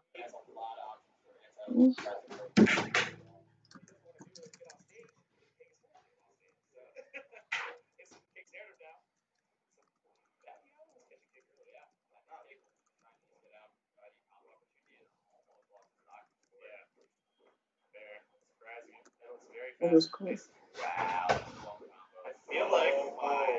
I feel like we were going to get to talk about Ellis, what this game is going to say.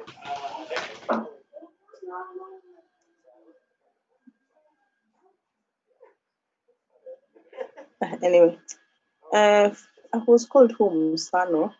Yeah. So he's going to switch right off that. I can't remember. But there was that story, and it wasn't. All right, we are Sando. Thanks. Chris. in the history of life. Oh, Chris. Chris Musano, yeah. So there's a 14-year. And even today, we've never known who killed Chris Musando. God rest his soul in peace.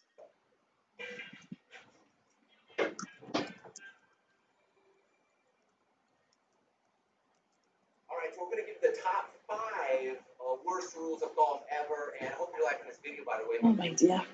17-year-old girl. Don't miss anything. And we're out at Black Wolf Run, which is part of the Whistling Straits family of golf courses. So a 17-year-old girl is the latest suspect to be held by police.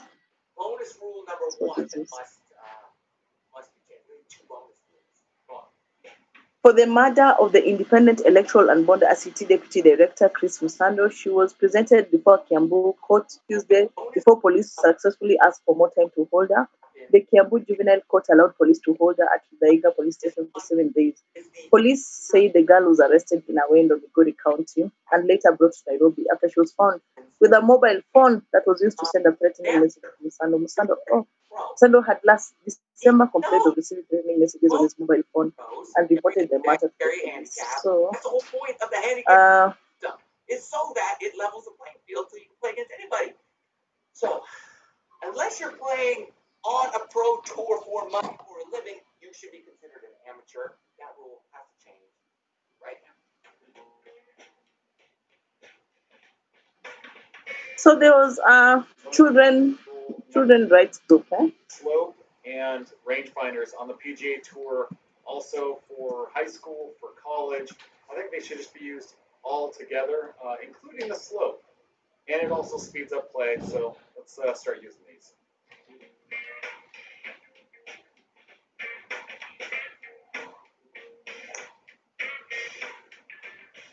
Anyway, so there was a reaction there, and people critiqued why is the link? You can't just use one piece of evidence to think you have solved the puzzle. And I'm OB, and Mike slices and shanks it way over there and kills somebody.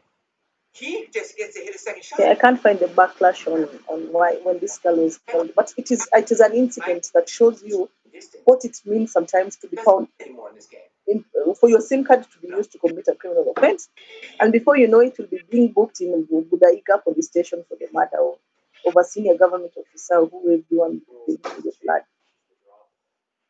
So coming back to our slides very quickly, I think that point is well driven home. Report any change in identification. You as a subscriber also have a duty to report any change in identification details to the telecommunication operator within 30 days of change.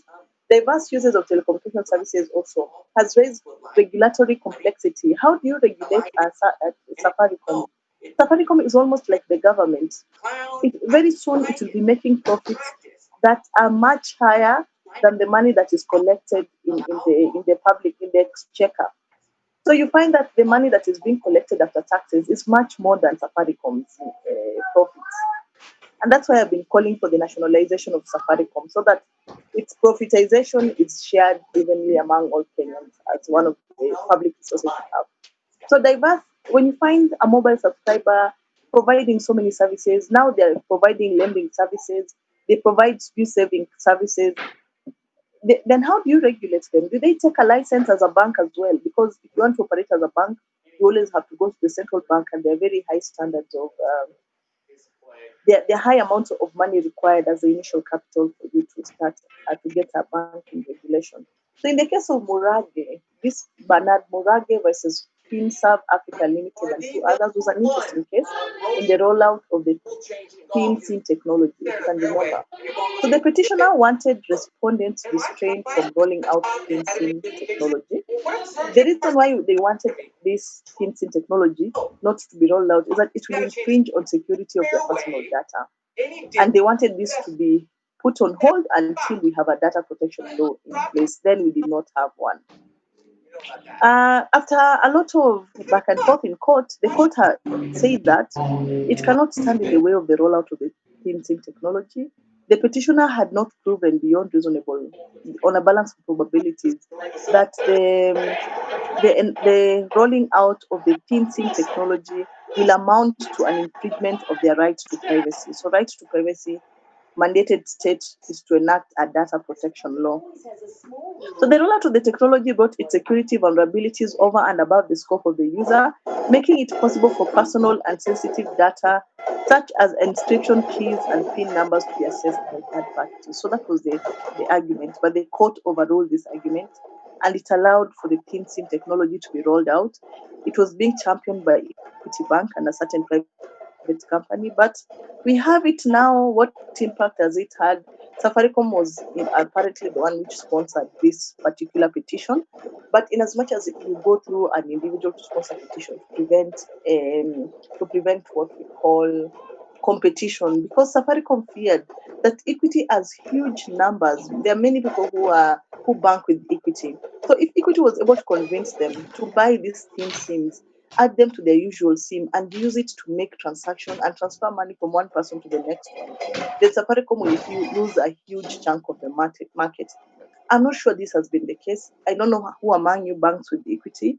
Anyone who is using the PIN-SIM technology currently to tell us their experience with it? Any user of PIN-SIM technology?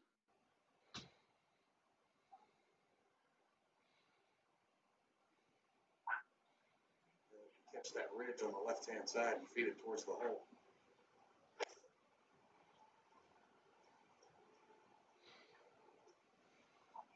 Catch that ridge on the left-hand side and feed it towards the hole. Okay. It seems there's no one using the PIN-SIM technology. So that is regulation of postal services. There are many issues that arises in this regulation that requires further policy direction. Matters to do with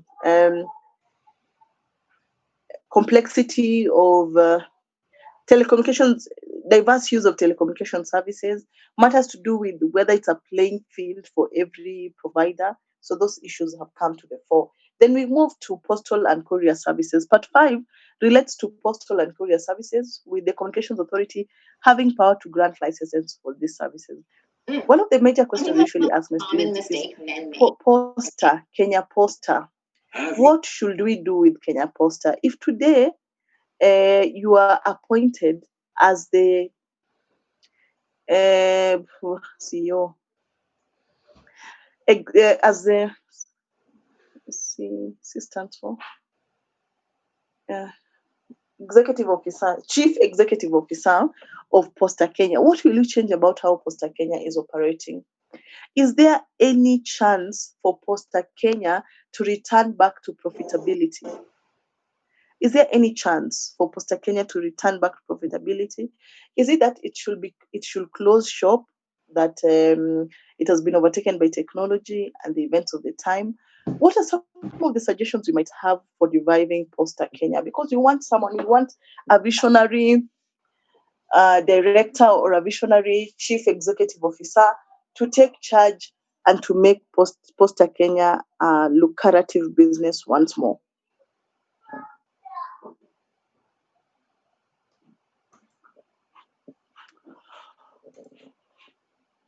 Uh-huh.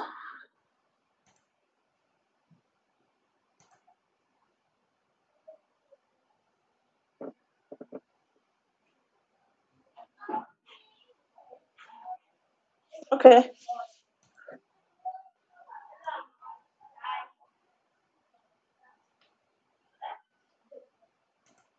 Uh-huh.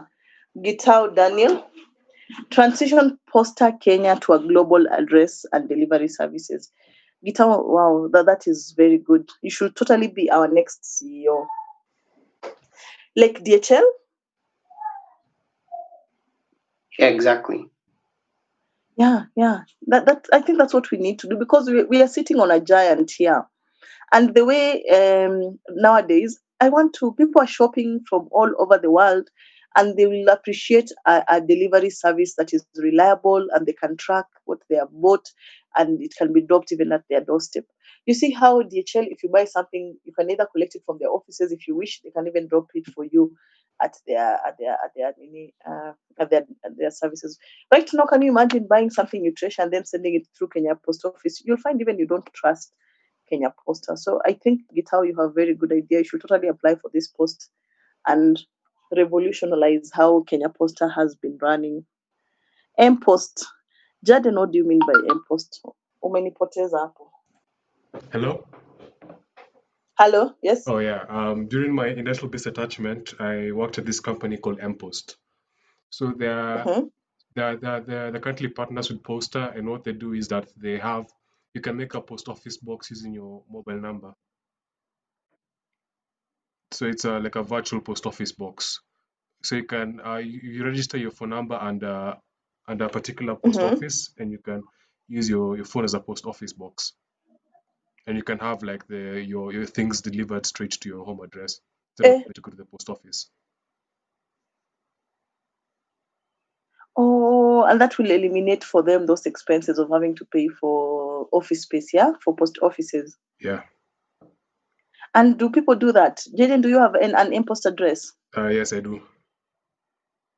Oh, okay, that's a good idea. I've always wanted a personal post address, and I've been so lazy going to my local poster here. And sometimes they don't even clean that space if you have to go and open a box to get your letter.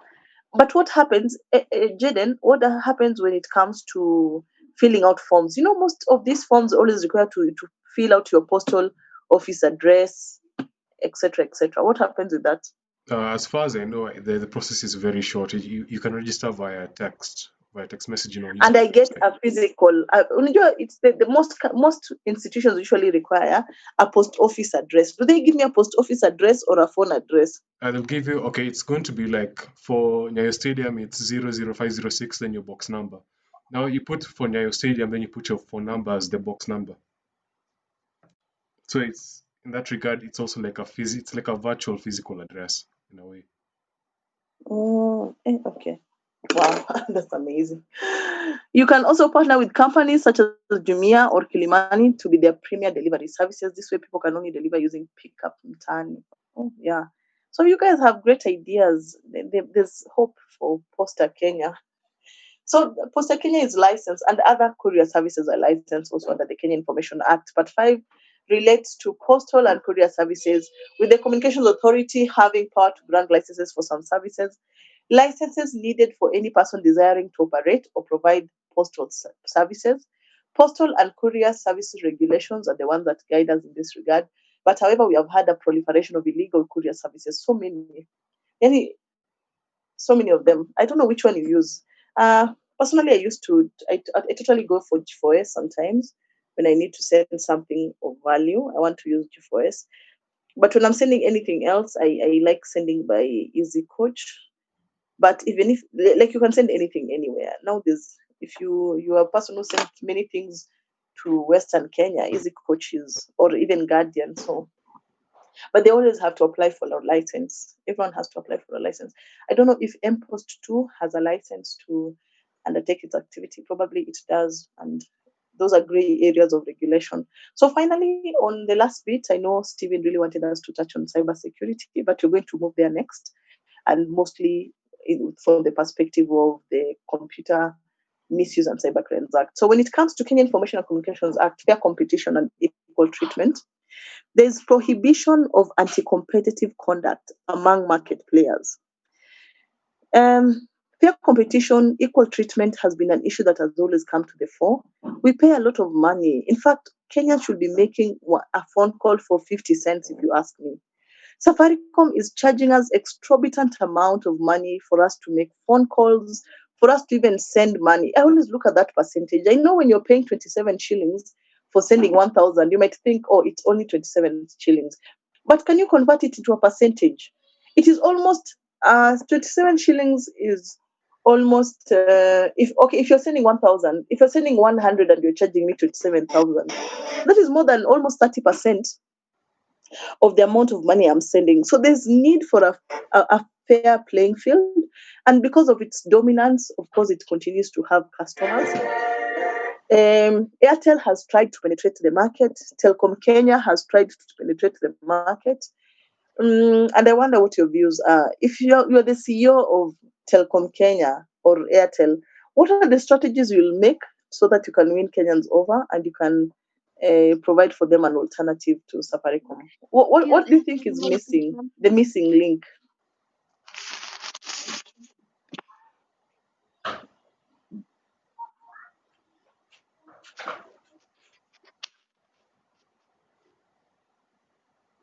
The missing link?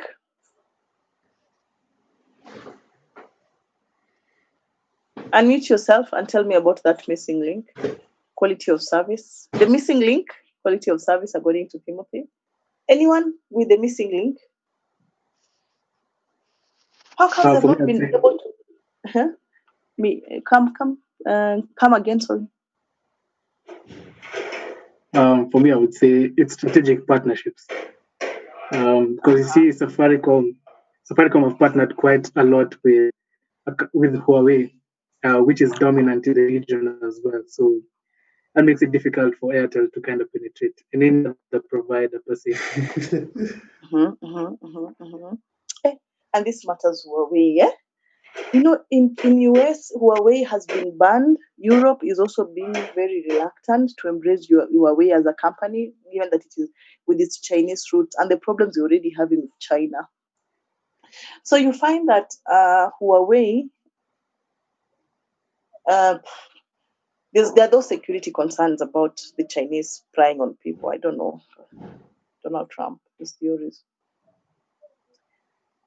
Thank you for that. That is a perspective, a very good one, by the way. On strategies, strategic. They should have also laid down the onlines to have internet access. Yeah, internet access. That's true. So there's always that. Safaricom is a dominant player in the telecommunications market, and whenever we talk of fair competition and equal treatment, we have to look at the dominant player, and this dominant player, how can it be dealt with to ensure that there's fair competition and equal treatment? What kind of anti-competitive conduct does Safaricom engage in? Can you identify any anti-competitive conduct that Safaricom engages in as a dominant player in the telecommunication services industry in Kenya?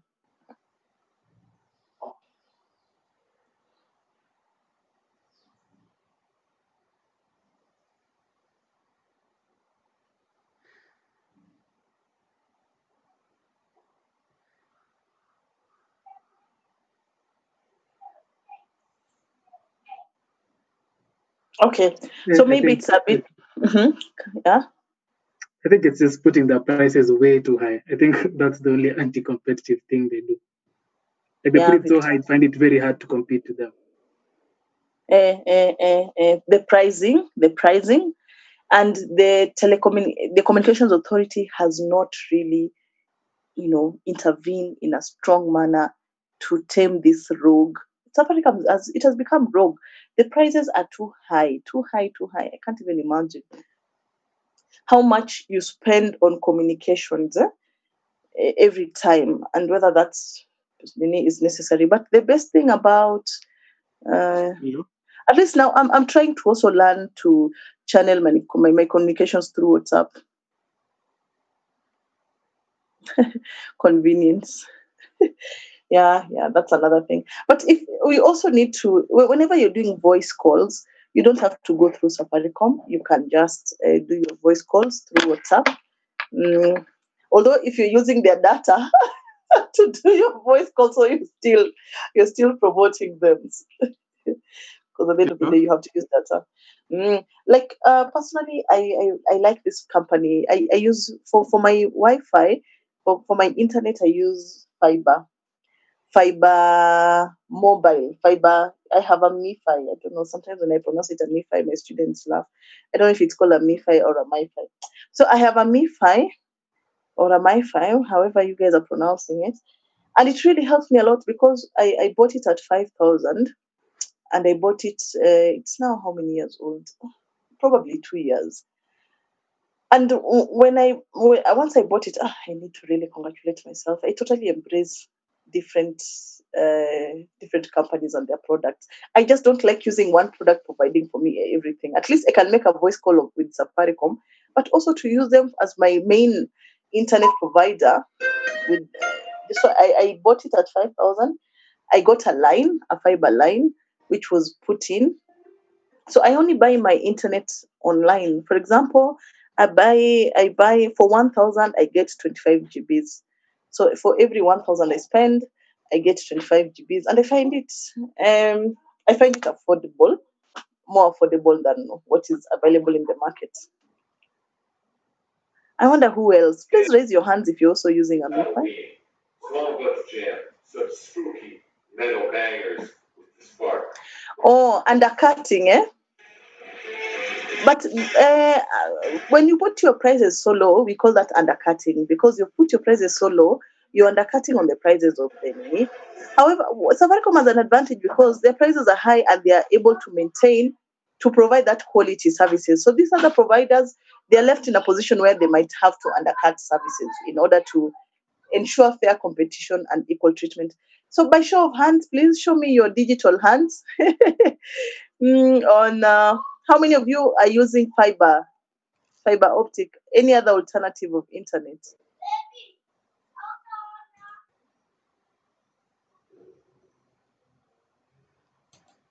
Oh, okay. Not too many people, unfortunately.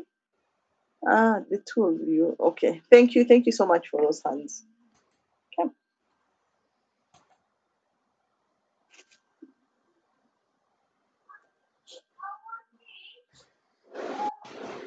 Yeah.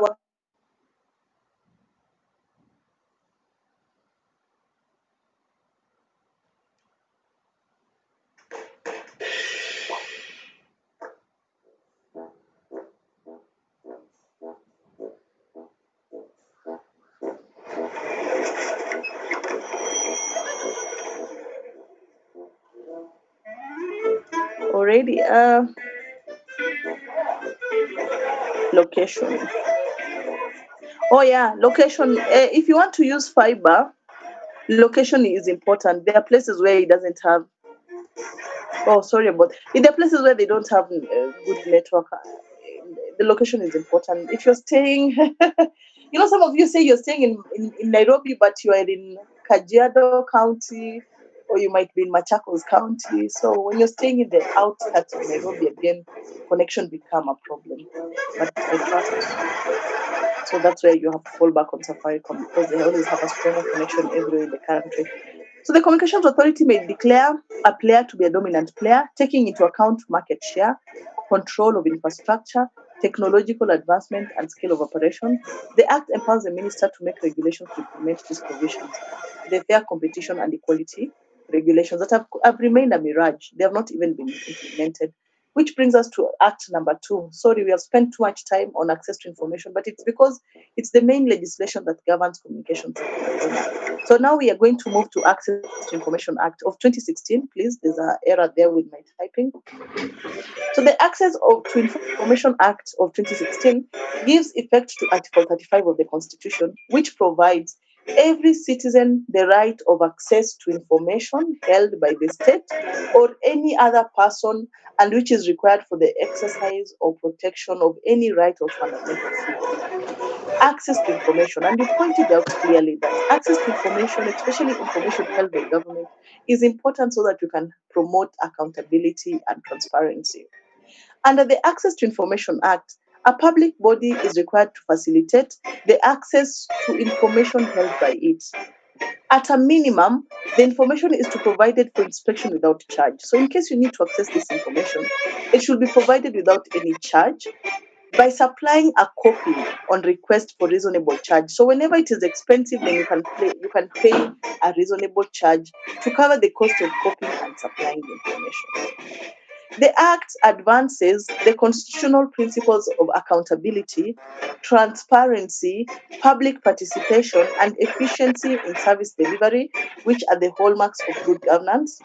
It opens up the government and trust in public administration. So it's for the government's benefit to be transparent and to inculcate these values, because it fosters public trust, and then it also helps us to keep our government into account. So I'm always worried when I see government officers reacting so negatively to when you try to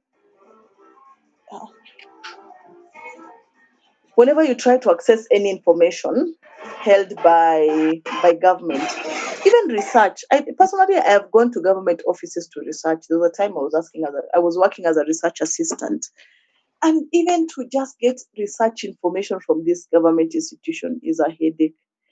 When you just go there and you start by introducing yourself, I'm so and so, and I'm from this organization, and I'm looking for this information, everyone turns away and no one wants to even give you a look. They just keep making you going round in cycle to look for that information. But at least now you can tell them to provide. You can tell them the law allows me to access this information. However, again, that does not even make any life easier. Okay.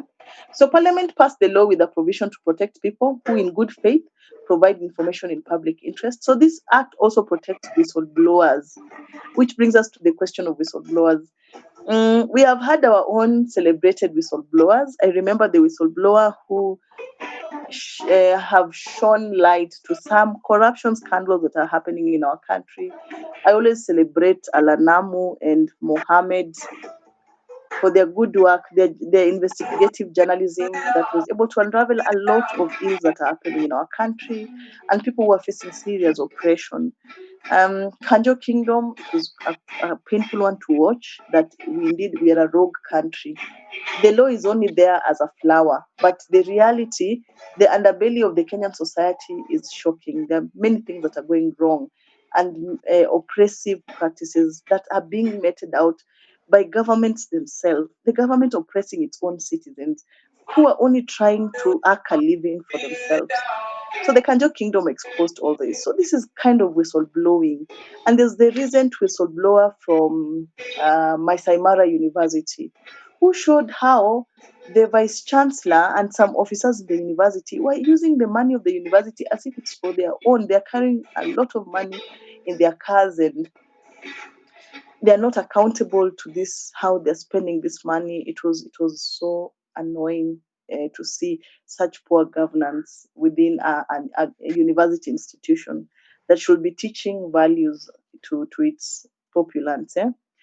Then we have had those whistleblowers, and always whistleblowers, they need protection. We have seen in movies how they are even given new identities and they're taken to new countries to start their life all over again, and then of course they're found out at the end and they have to face the music. So whistleblowing comes at a risk, and the act that protects whistleblowers in Kenya is again the Access to Information Act. And its provisions with regard to whistleblowers protection is important provision that will aid the work of the media in playing its watchdog role, particularly in uncovering any violations of the law. Can anyone tell us about Snowden? Snowden and who else? This they're not really international cases, but they happen in US and Europe. When something happens in US and Europe, it becomes international. I just wanted to remind you we also have our own whistleblowers who we respect. So Snowden, what happened with Snowden and what happened with this other guy? There were two of them. There was Snowden and who else? Can you categorize them as whistleblowers?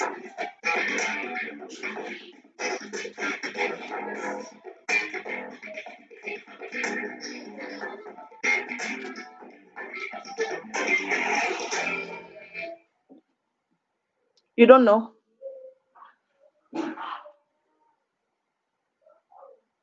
Yeah, Assange, Julian Assange, ama Julian Assange.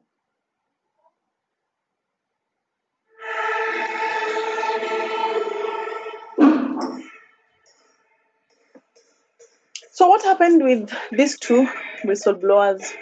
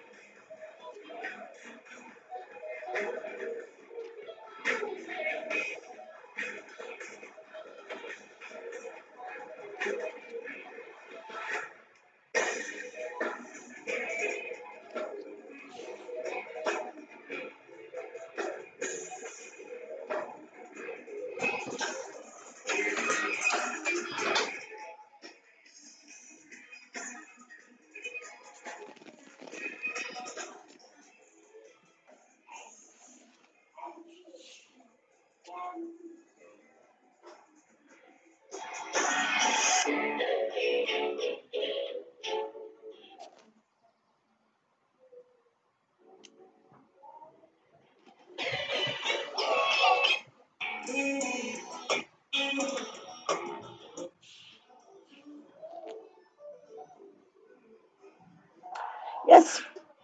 Okay, it seems you don't want to talk about them or you're too young. You didn't know. Some of the categories of information that public entities are required to proactively. So, okay, at the end of the day, they should give us information. But we should not come every time asking for it. We should not come knocking at the doors of government entities and state officials asking for this information.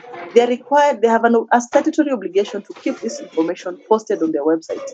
So the Act says that some of the categories of information that public entities are required to proactively disclose include procedures of decision making, including channels of supervision and accountability, financial information, including salary grades of officers by grade, policies and procedures and contracts. So they are supposed to have all this information available. You don't have to keep knocking at government offices to be able to access this information. Yeah, by the government agencies and the internet version reflected there. Okay, thank you. So significantly, the information public bodies are required to disclose under contracts entered into is key to fostering transparency and accountability in their dealings. They are expected to publish on their website such information as public works undertaken, goods acquired or rented, services contracted, scope of service and terms of reference, contract terms, name of service providers or contractors, period within which contracts should be completed. You have seen most of the scandals always emanate from these processes of tendering in government. So if you are able to have a clear hand on who has applied for the tender, whose bid has been accepted, and why they have been accepted, this information we can scrutinize them and also create accountability in that respect. Maybe it's one of those strategies we need to employ in order to slowly eradicate corruption in our country. So the commission, the body that has been obligated to oversee the implementation of the Access to Information Act, is known as the Commission of Administrative Justice. The Commission of Administrative Justice. It is also, the other name for this institution is known as the Office of the Ombudsman. Okay. Whenever you are denied services in government offices, or those services are slow in coming, then the body that you need to appeal to is the Commission on Administrative Justice. So it has been assigned the responsibility of overseeing and enforcing implementation of the law among public entities and certain private companies. The Office of the Ombudsman has carried out public education and awareness campaigns. It has trained hundreds of county and national government officers in performance contracting for purposes of reporting their compliance. So it's one of the constitutional commissions that are formed under the Constitution of Kenya. It is important. You are aware it is the body that has been charged with the huge task of implementing this very important piece of legislation. So I want us to quickly go to their website, Commission of Administrative Justice.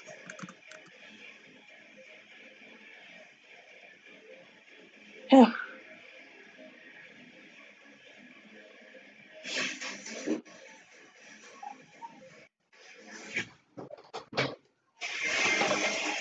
So this is the website, Commission on Administrative Justice, or Office of the Ombudsman.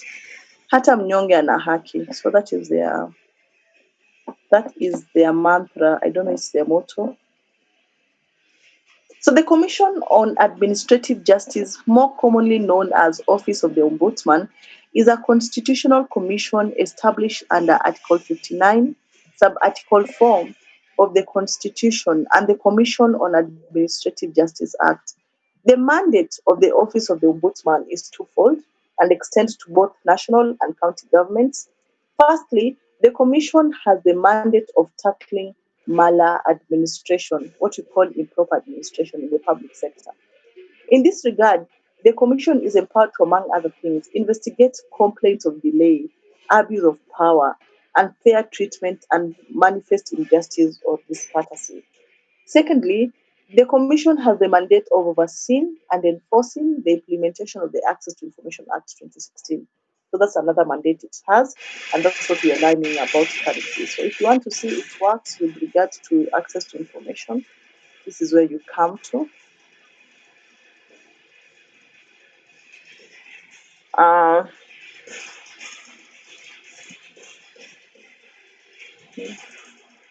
So they have an access to information center. Nothing much there, just the law itself, a few things here and there, and manuals for data protection. So this is the body that has been mandated with the task of implementing the Access to Information Act. So the Access to Information Act provides timelines, within which application and access to information is to be considered. In addition, it has provisions which enable an applicant to write to the Commission on Administrative Justice to review a decision by a public entity or a private body in relation to a request for access to information. So all those things are contained under the Act. A party who is dissatisfied with the decision of the Commission is allowed to appeal to the High Court within the set timelines. Which brings us now to cybersecurity, Computer Misuse and Cybercrimes Act.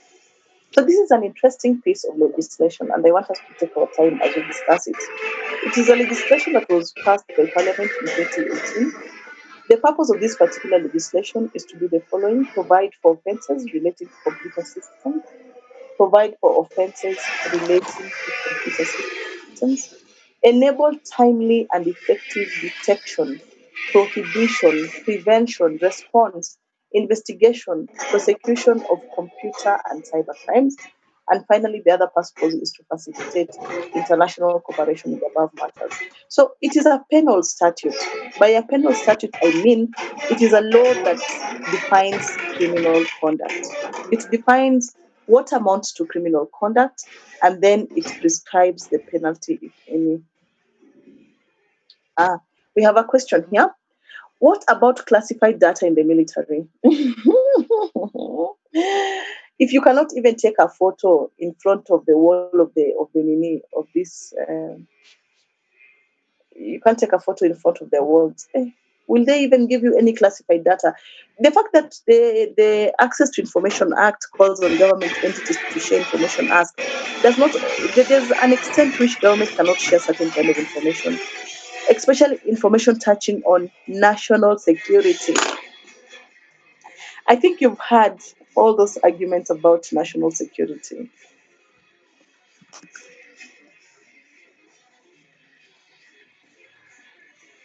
National security matters are sensitive and you cannot even ask for information about them.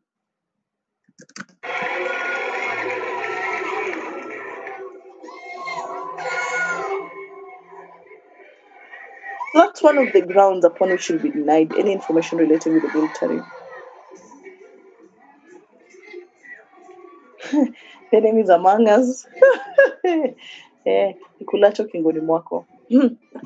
So coming back, having answered that question, we can come back to the Computer Misuse and Cybercrimes Act. I was just explaining to you that this is a penal statute.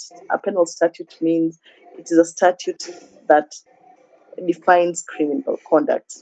It defines criminal conduct and it prescribes punishment for the same. So it's a penal statute. It defines criminal conduct and it prescribes punishment for the same. So the Act establishes the National Computer and Cybercrimes Coordination Committee. So one of the things it does, I'm just giving you the key highlights.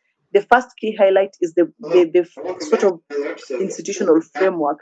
Although the institutional framework comes in the form of a committee, a National Computer and Cybercrimes Coordination Committee, which plays an advisory role that covers advising the government on security-related aspects of blockchain technology, They were lacking parts critical I felt infrastructure, or elevated the song. mobile money, So, and trust you saw accounts my and reaction computer to offenses the and cybercrime. So this is what I don't deals with, remember actually. Stephen, your Because yes or question. no. This is the body that is mandated to advise the government on That was anything kind of to my do with opinion of them. They were fantastic cybersecurity. musicians. It draws its membership. Great Of course, it riff works writer, together with the they Communications lacked Authority, a and it strong draws some of its central members. The story or committee melody. is made up of some parties So who are last part week of we'll the have requested commission. So collector. they're We have able to, poll apart from the roast, commission, pot it roast, draws from the roast, CID, tiny it text. draws So we from gotta the get that. National Paul Intelligence. Metals So it draws from Ayebach. all these organizations Sorry, and brings them matched together one to of the ensure that they recommendations. can exchange, they can work, they Looks like can it's a 2.3. create a symbiotic Kind relationship of giving amongst it more of themselves a and cinematic ensure flair. they deal with all matters to But do we're here with for the music, cybersecurity. so let's get into So the this. committee shall establish codes of cyber practice and standards of performance for implementation by owners of critical national information infrastructure, which is broadly defined to include processes, systems, facilities, technologies, networks, assets, services essential to health, safety, economic well-being of Kenyans, and the effective functions of the government. So it's the one to ensure that everything, the cyber security spaces is protected, especially for government related activities and for important processes and procedures within government. So we know that our government has really embraced information technology. Apart from creating a ministry of information technology, information communications and technology, it has also it has now systems. Even when you want to raise any payment, you have to do it through IFMIS. You have to do it. There's IFMIS. There is another one I heard of for when you want to get hospital services. So you always have to go through a system in order to get those services that you need. And those systems must be protected from hackers who might want to use that as getting back to Kenya for its whatever, or for terrorism, cyber terrorism as part of cyber security. So the committee is further tasked with developing a framework for training on the prevention, detection, and mitigation of computer offenses and cyber crimes. So it has to train as well. So coming back to offenses, I want the class to give me examples of offenses. Examples of offenses, cyber-related offenses. To this one, I'm really appreciating. Cyber-related offenses, anyone? Can you give me examples of those offenses that should be criminalized in our laws? Hello, Welcome back to another episode of Critical Reactions with your host, Brian. Today we're ending out the week with an often requested song. Eavesdropping, identity theft, cyberbullying.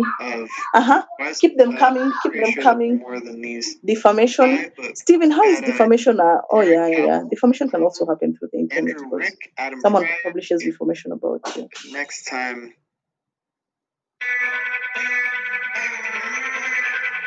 All right, we got a little bit of an Asian influence here. Spoofing.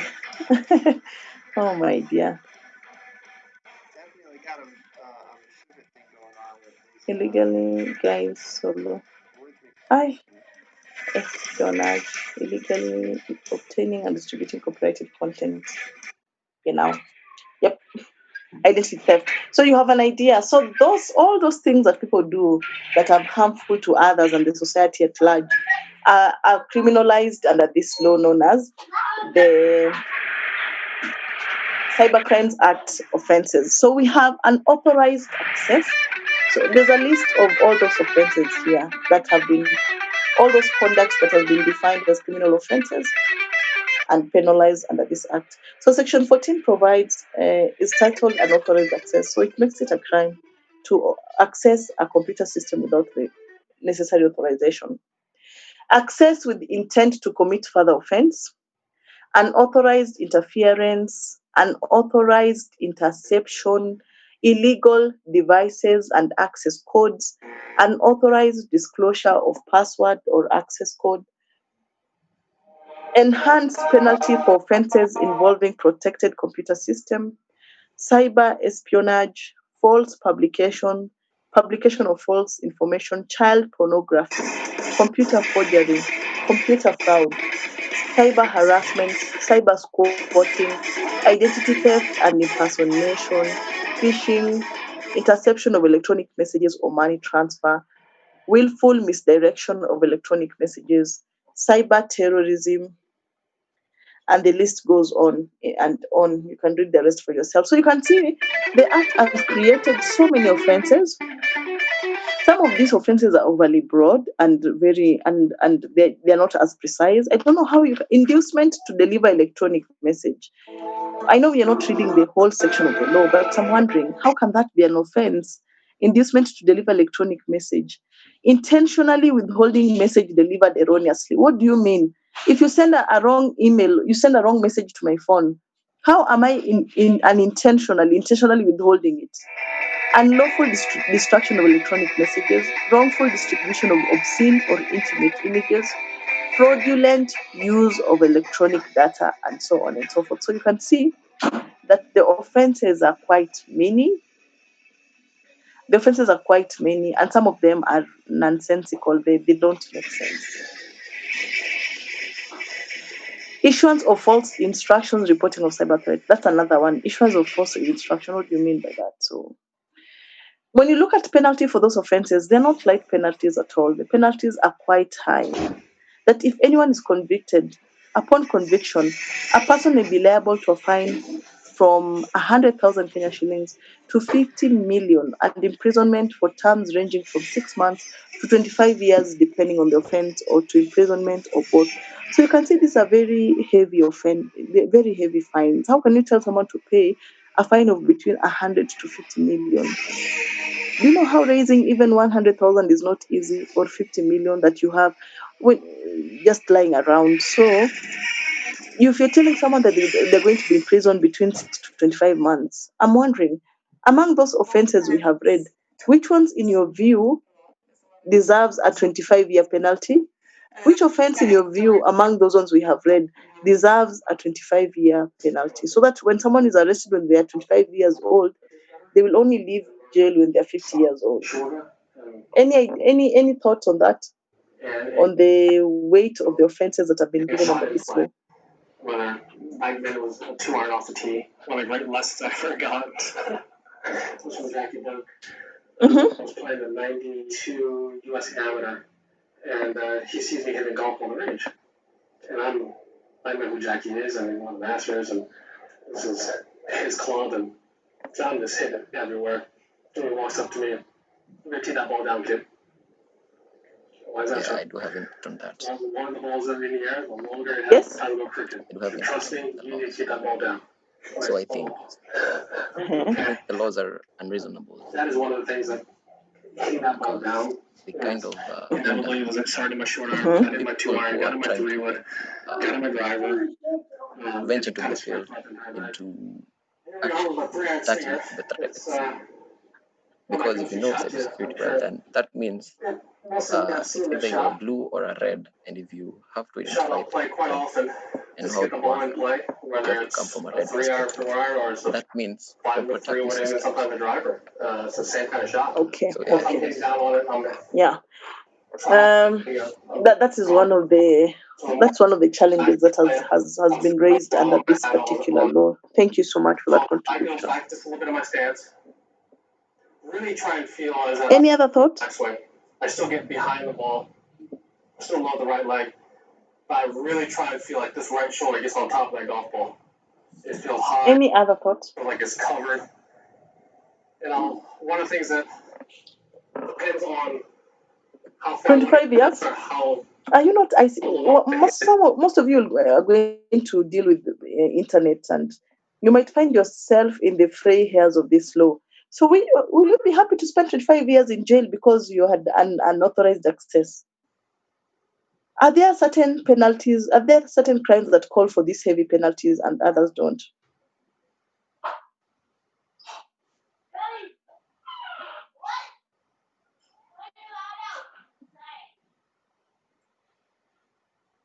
Mhm.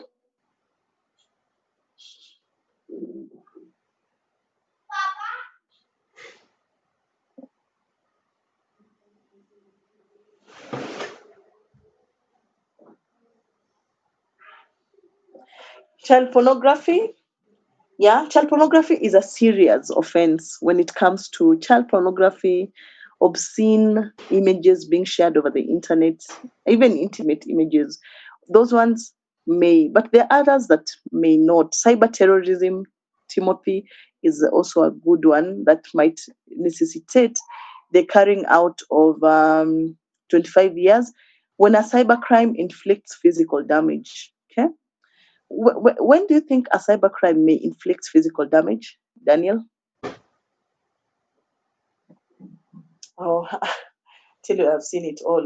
I don't know how many of you watch this channel about. It's called what? Is it Discovery Channel? Amanini, where they're actually showing this crime detective stories. There's the one known as the Web of Lies, and people being lied to over the internet until it's investigation discovery, yeah.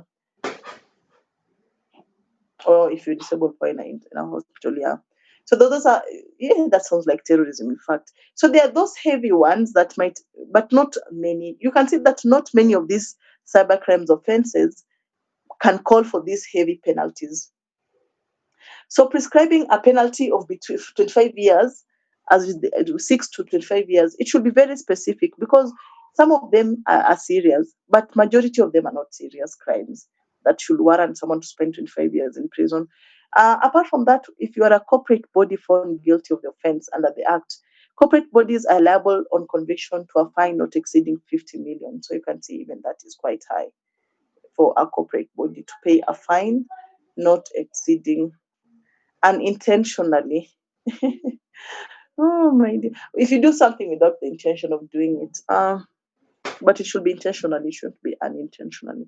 Every person who has a principal officer of the corporate body during the commission of the offense is deemed to have committed the offense unless the officer can prove that it has committed it without his consent or knowledge.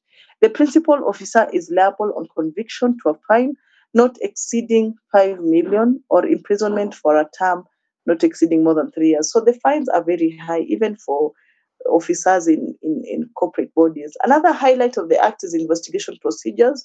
One of those investigation procedures allow for policemen to apply to the court for permission to seize computers. Okay.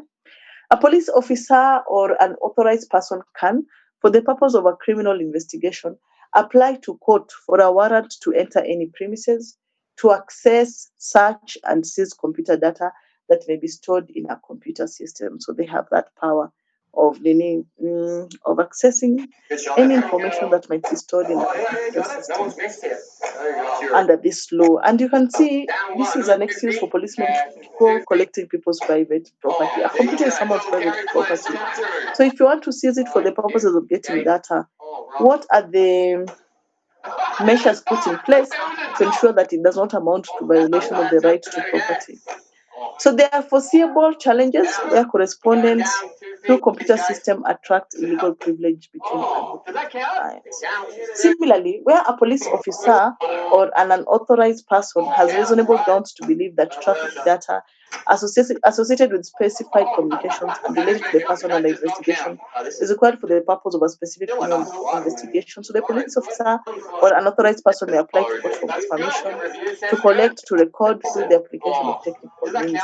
So all these are powers of investigation, even looking at traffic data. But obviously, there's always that recourse that a police officer must get the necessary authorization from the court to undertake such activities. To compel a service provider to record traffic data, assist the investigating collection and recording, a person who obstructs the collection of such data, including instruction, will be liable upon conviction for a fine not exceeding 5 million and 3 years, which is also very high for such an offense.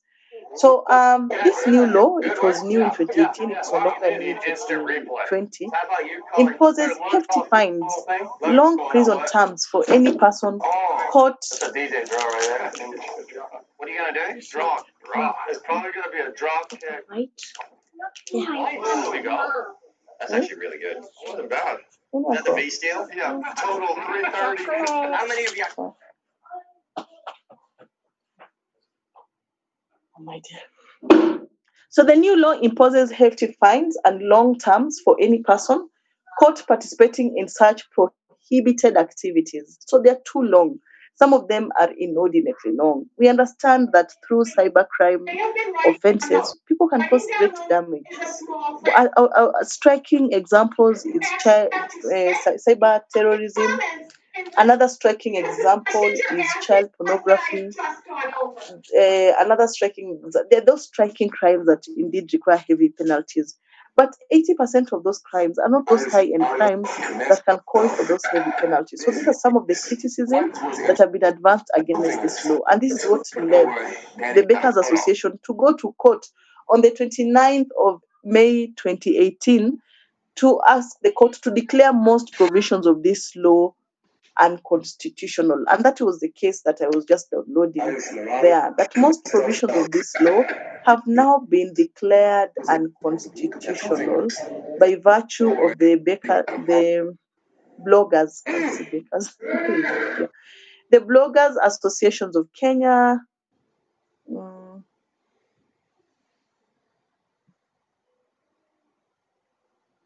Okay, here's the case. And this is the final judgment that was issued this year in February 2020. So this is the case of the petitioner. The Computer Misuse and Cybercrimes Act, the Computer Misuse and Cybercrime Act was assented to as a law on the 16th of May 2018, having been considered and passed by the National Assembly on various dates between October 2018 and April 2018.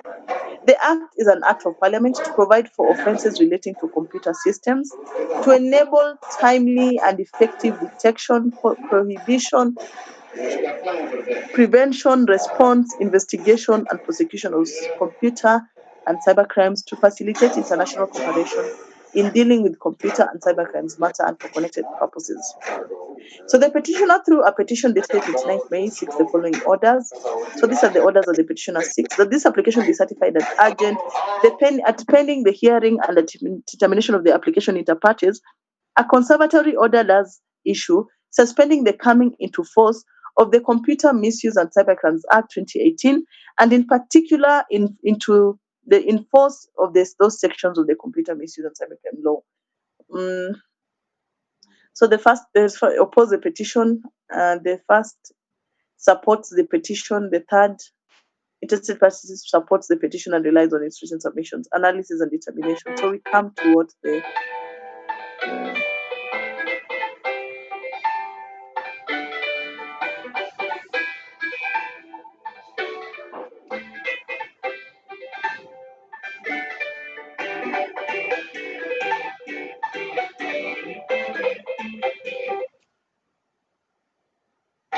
So whether Section 5 of the Act is in violation of Article 27 of the Constitution, the National Computer and Cybercrimes Coordination Committee is established under Section 4 of the Act. According to Section 5, the committee is to be composed of various public offices. In each, officer is given an option to designate a representative to the committee, which means that the committee may be made up of officers listed in Section 5, their representative, or a mixture of the latter and the former. The petitioner cases that, as constituted, the committee violates the requirements of Article 23, Sub-Article 3 of the Constitution, Article 27, Sub-Article 3 of the Constitution, that no more than 2/3 of members of elective or appointed body shall be of the same gender.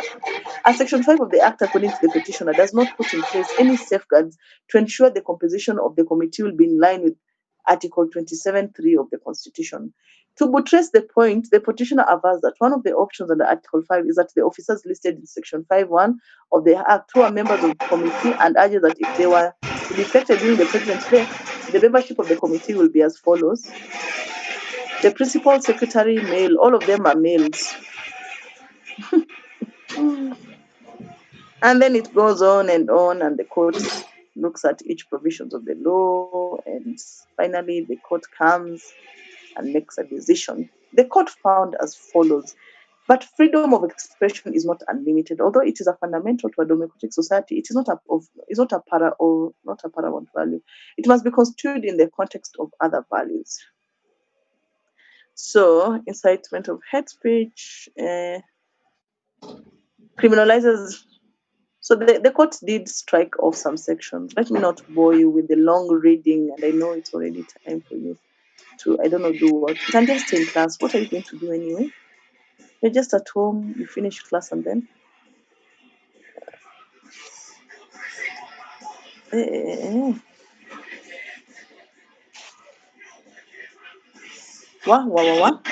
You see the decision of the court.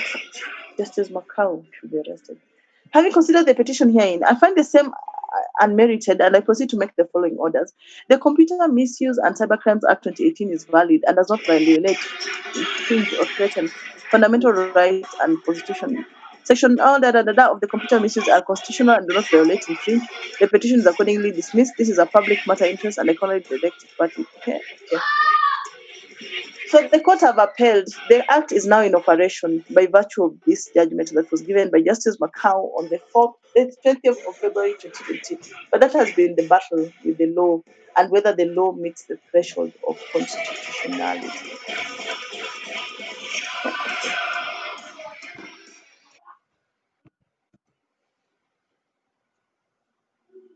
All right, please put in your attendance.